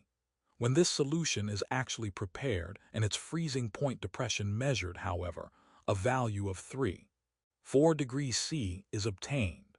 Similar discrepancies are observed for other ionic compounds, and the differences between the measured and expected colligative property values typically become more significant as solute concentrations increase. These observations suggest that the ions of sodium chloride and other strong electrolytes are not completely dissociated in solution. To account for this and avoid the errors accompanying the assumption of total dissociation, an experimentally measured parameter named in honor of Nobel Prize-winning German chemist Jacobus Henricus van 't Hoff is used. The van 't Hoff factor, I, is defined as the ratio of solute particles in solution to the number of formula units dissolved. Letter 1 D456 equals moles of particles in solution moles of formula units dissolved. Values for measured van 't Hoff factors for several solutes, along with predicted values assuming complete dissociation, are shown in Table 11. 3. Predicated and measured van 't Hoff factors for several 0,50 m aqueous solutions. Formula unit classification dissolution products I predicted, I measured. C12H22O11, sucrose, non-electrolyte C12H22O11 0. NaCl strong electrolyte Na plus, Cl-21, 9. HCl strong electrolyte, acid H3O plus, Cl-21, 9. Mg So4 strong electrolyte Mg2 plus, So42 minus 21, 3. MgCl2 strong electrolyte Mg2 plus, 2Cl minus 3 2. 7. VCl3 strong electrolyte Fe3 plus, 3Cl minus 4 3. 4. Table 11, 3. In 1923, the chemists Peter Debye and Erich Huckel proposed a theory to explain the apparent incomplete ionization of strong electrolytes. They suggested that, although enterionic attraction in an aqueous solution is very greatly reduced by solvation of the ions and the insulating action of the polar solvent, it is not completely nullified. The residual attractions prevent the ions from behaving as totally independent particles, figure 11. 28. In some cases, a positive and negative ion may actually touch, giving a solvated unit called an ion pair. Thus, the activity, or the effective concentration, of any particular kind of ion is less than that indicated by the actual concentration. Ions become more and more widely separated the more dilute the solution, and the residual enterionic attractions become less and less.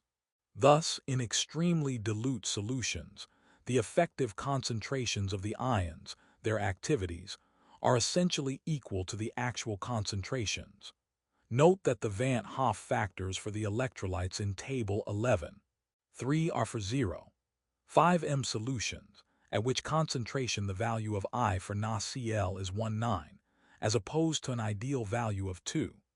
The diagram shows 4 purple spheres labeled K superscript plus and 4 green spheres labeled Cl superscript minus, dispersed in H subscript 2O as shown by clusters of single red spheres with 2 white spheres attached. Red spheres represent oxygen and white represent hydrogen. In 2 locations, the purple and green spheres are touching. In these 2 locations, the diagram is labeled ion pair.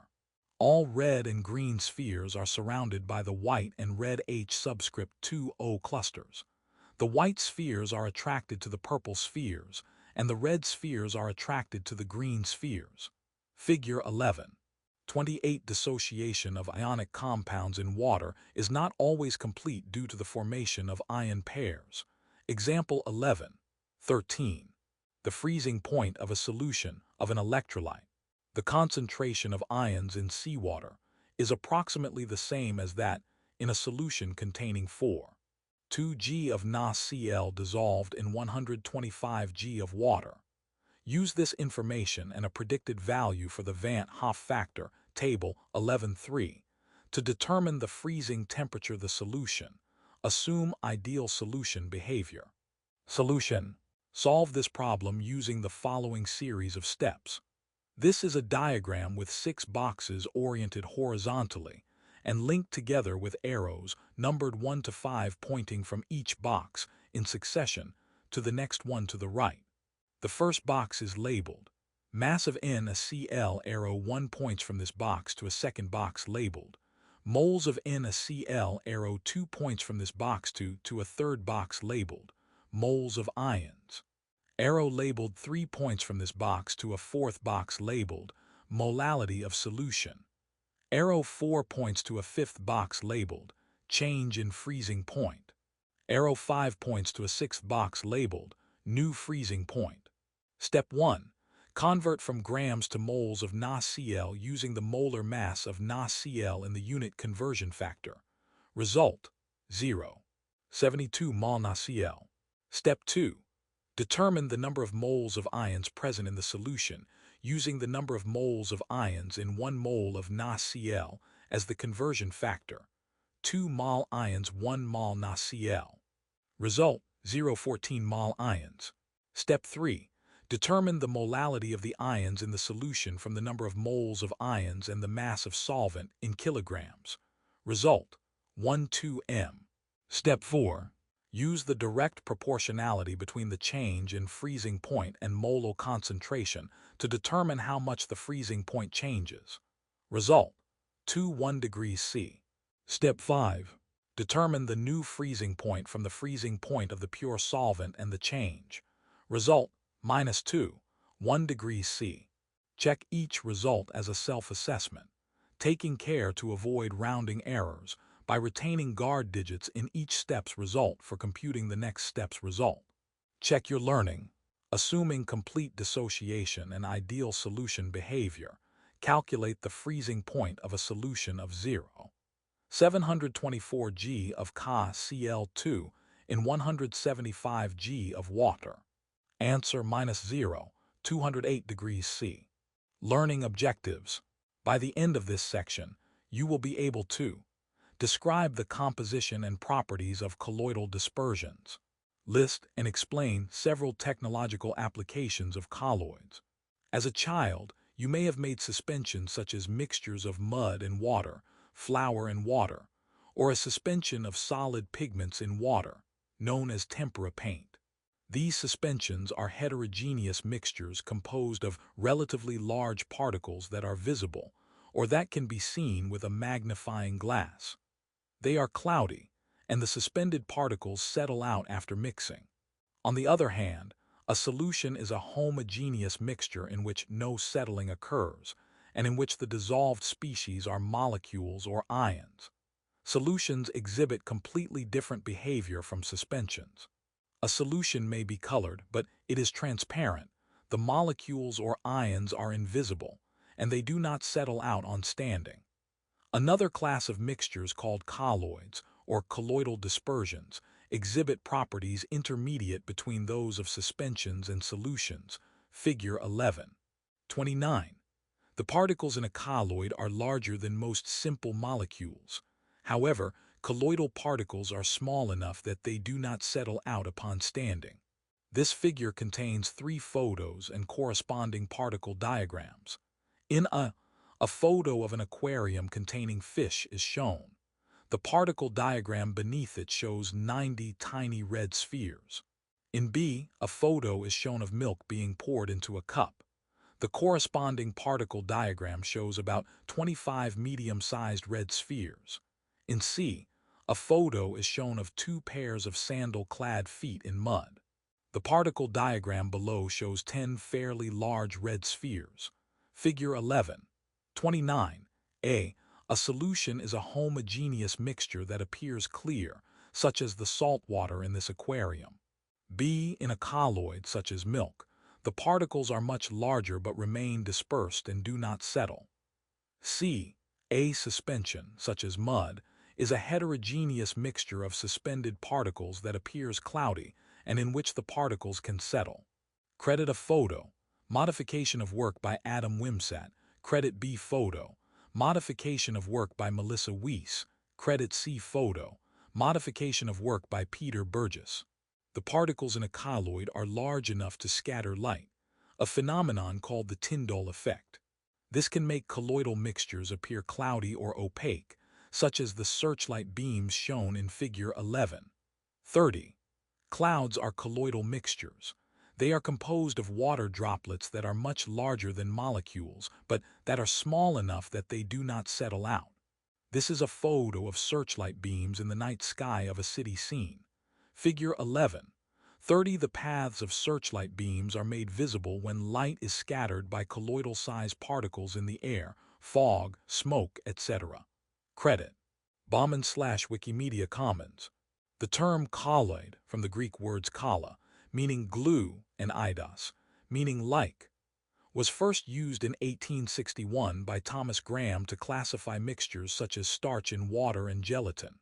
Many colloidal particles are aggregates of hundreds or thousands of molecules, but others, such as proteins and polymer molecules, consist of a single extremely large molecule. The protein and synthetic polymer molecules that form colloids may have molecular masses ranging from a few thousand to many million atomic mass units, analogous to the identification of solution components as solute and solvent. The components of a colloid are likewise classified according to their relative amounts. The particulate component typically present in a relatively minor amount is called the dispersed phase, and the substance or solution throughout which the particulate is dispersed is called the dispersion medium. Colloids may involve virtually any combination of physical states, gas in liquid, liquid in solid, solid in gas, etc., as illustrated by the examples of colloidal systems given in Table 11. 4. Examples of colloidal systems. Dispersed phase dispersion medium. Common examples name: solid gas, smoke, dust; solid liquid, starch and water; some inks, paints, milk of magnesia salt; solid solid, some colored gems; some alloys; liquid gas, clouds, fogs, mists, sprays, aerosol; liquid liquid, milk, mayonnaise, butter, emulsion; liquid solid, jellies, gels, pearl, opal, H2O and CO2 gel; gas liquid, foams, whipped cream; beaten egg whites, foam; gas solid, pumice, floating soaps. Table 11. 4. Preparation of colloidal systems. Colloids are prepared by producing particles of colloidal dimensions and distributing these particles throughout a dispersion medium. Particles of colloidal size are formed by two methods. Dispersion methods, breaking down larger particles. For example, paint pigments are produced by dispersing large particles by grinding in special mills. Condensation methods, growth from smaller units, such as molecules or ions. For example, clouds form when water molecules condense and form very small droplets. A few solid substances, when brought into contact with water, disperse spontaneously and form colloidal systems. Gelatin, glue, starch, and dehydrated milk powder behave in this manner. The particles are already of colloidal size. The water simply disperses them. Powdered milk particles of colloidal size are produced by dehydrating milk spray. Some atomizers produce colloidal dispersions of a liquid in air. An emulsion may be prepared by shaking together or blending two immiscible liquids. This breaks one liquid into droplets of colloidal size, which then disperse throughout the other liquid. Oil spills in the ocean may be difficult to clean up, partly because wave action can cause the oil and water to form an emulsion. In many emulsions, however, the dispersed phase tends to coalesce, form large drops, and separate. Therefore, emulsions are usually stabilized by an emulsifying agent, a substance that inhibits the coalescence of the dispersed liquid. For example, a little soap will stabilize an emulsion of kerosene in water. Milk is an emulsion of butterfat in water, with the protein casein serving as the emulsifying agent. Mayonnaise is an emulsion of oil and vinegar, with egg yolk components as the emulsifying agents. Condensation methods form colloidal particles by aggregation of molecules or ions. If the particles grow beyond the colloidal size range, drops or precipitates form, and no colloidal system results. Clouds form when water molecules aggregate and form colloid-sized particles. If these water particles coalesce to form adequately large water drops of liquid water or crystals of solid water, they settle from the sky as rain, sleet, or snow. Many condensation methods involve chemical reactions. A red colloidal suspension of iron, Roman 3 hydroxide, may be prepared by mixing a concentrated solution of iron, Roman 3 chloride, with hot water.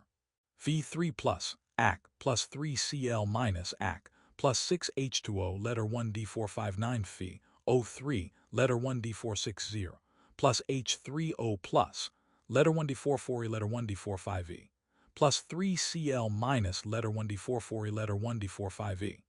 A colloidal gold sol results from the reduction of a very dilute solution of gold, Roman 3 chloride, by a reducing agent such as formaldehyde, tin Roman 2 chloride, or iron, Roman 2 sulfate. O3 plus plus 3E minus O. Some gold sols prepared in 1857 are still intact. The particles have not coalesced and settled, illustrating the long-term stability of many colloids. Soaps and detergents. Pioneers made soap by boiling fats with a strongly basic solution made by leaching potassium carbonate, K2CO3, from wood ashes with hot water. Animal fats contain polyesters of fatty acids, long-chain carboxylic acids. When animal fats are treated with a base like potassium carbonate or sodium hydroxide, glycerol and salts of fatty acids such as palmitic, oleic, and stearic acid are formed. The salts of fatty acids are called soaps. The sodium salt of stearic acid, sodium stearate, has the formula C17H35-CoTNA and contains an uncharged nonpolar hydrocarbon chain, the C17H35 unit, and an ionic carboxylate group, the CO2-. Unit Figure 11.31. This figure shows a structural formula for soap known as sodium stearate. A hydrocarbon chain composed of 18 carbon atoms and 35 hydrogen atoms is shown with an ionic end with 2 oxygen atoms and a negative charge. A positively charged N, a superscript plus, is also shown at the ionic end. Figure 11.31. Soaps contain a nonpolar hydrocarbon end, blue, and an ionic end, red. The ionic end is a carboxylate group. The length of the hydrocarbon end can vary from soap to soap. Detergents, soap substitutes, also contain nonpolar hydrocarbon chains, such as C12H25, and an ionic group such as a sulfate, OSO3-, or a sulfonate, SO3-. Figure 11.32. Soaps form insoluble calcium and magnesium compounds in hard water. Detergents form water-soluble products, a definite advantage for detergents. This figure shows a structural formula for a detergent known as sodium lauryl sulfate. A hydrocarbon chain composed of 12 carbon atoms and 25 hydrogen atoms is shown with an ionic end involving a negatively charged sulfur and 4 oxygen atoms at the ionic end of the chain. A positively charged N, a superscript plus, is also shown at the ionic end. Figure 11.32. Detergents contain a nonpolar hydrocarbon end, blue, and an ionic end, red. The ionic end can be either a sulfate or a sulfonate. The length of the hydrocarbon end can vary from detergent to detergent.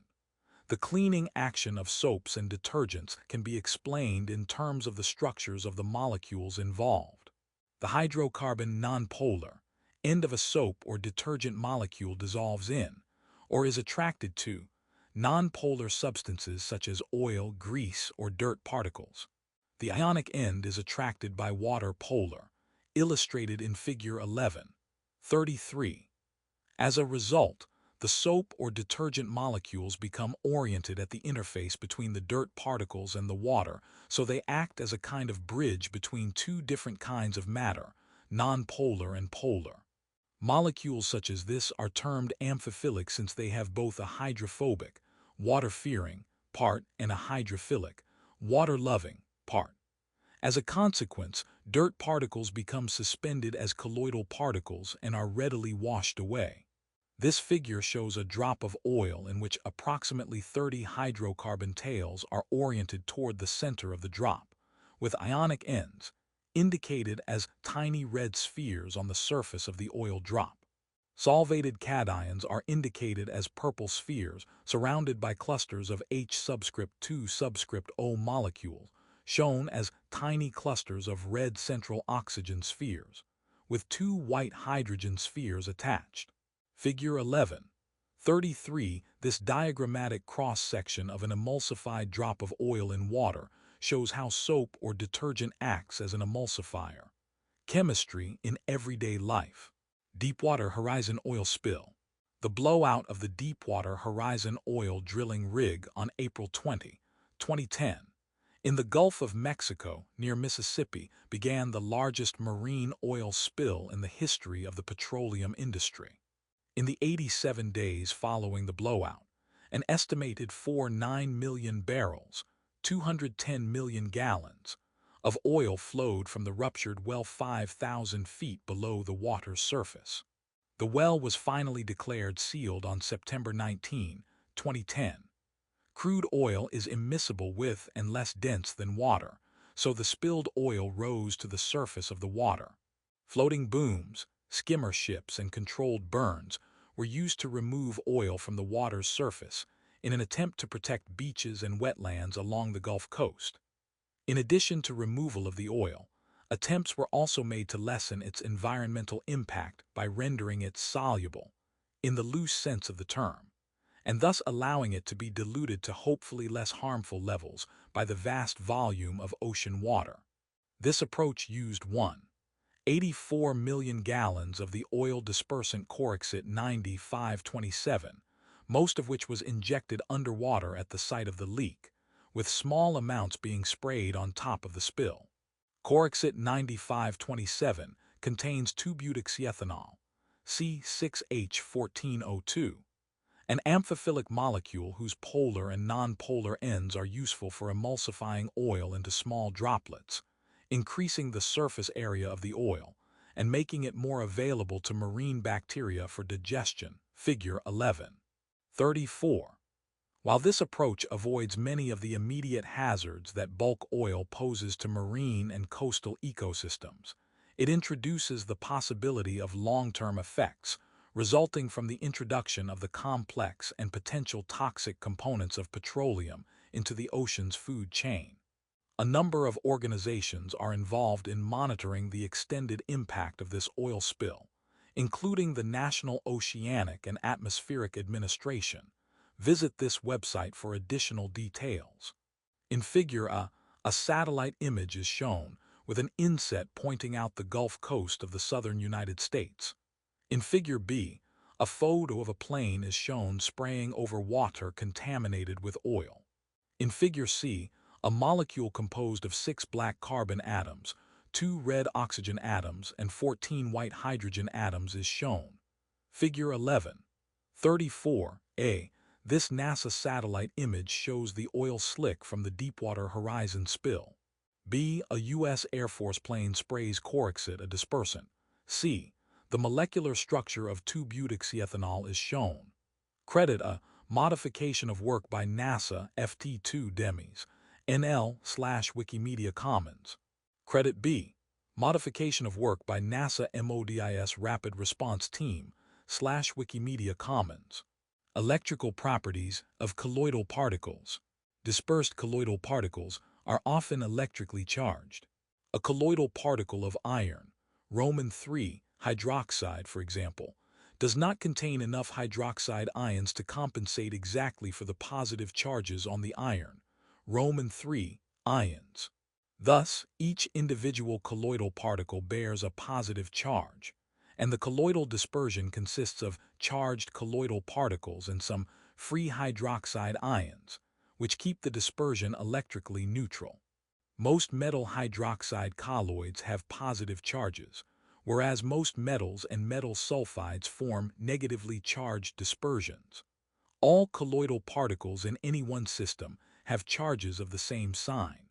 This helps keep them dispersed because particles containing like charges repel each other. The charged nature of some colloidal particles may be exploited to remove them from a variety of mixtures. For example, the particles comprising smoke are often colloidally dispersed and electrically charged. Frederick Cottrell, an American chemist, developed a process to remove these particles. The charged particles are attracted to highly charged electrodes, where they are neutralized and deposited as dust. Figure 11.36. This is one of the important methods used to clean up the smoke from a variety of industrial processes. The process is also important in the recovery of valuable products from the smoke and flue dust of smelters, furnaces, and kilns. There are also similar electrostatic air filters designed for home use to improve indoor air quality. Portrait of a chemist, Frederick Gardner Cottrell. This is a photo of Frederick Cottrell. Figure 11.35a. Frederick Cottrell developed B.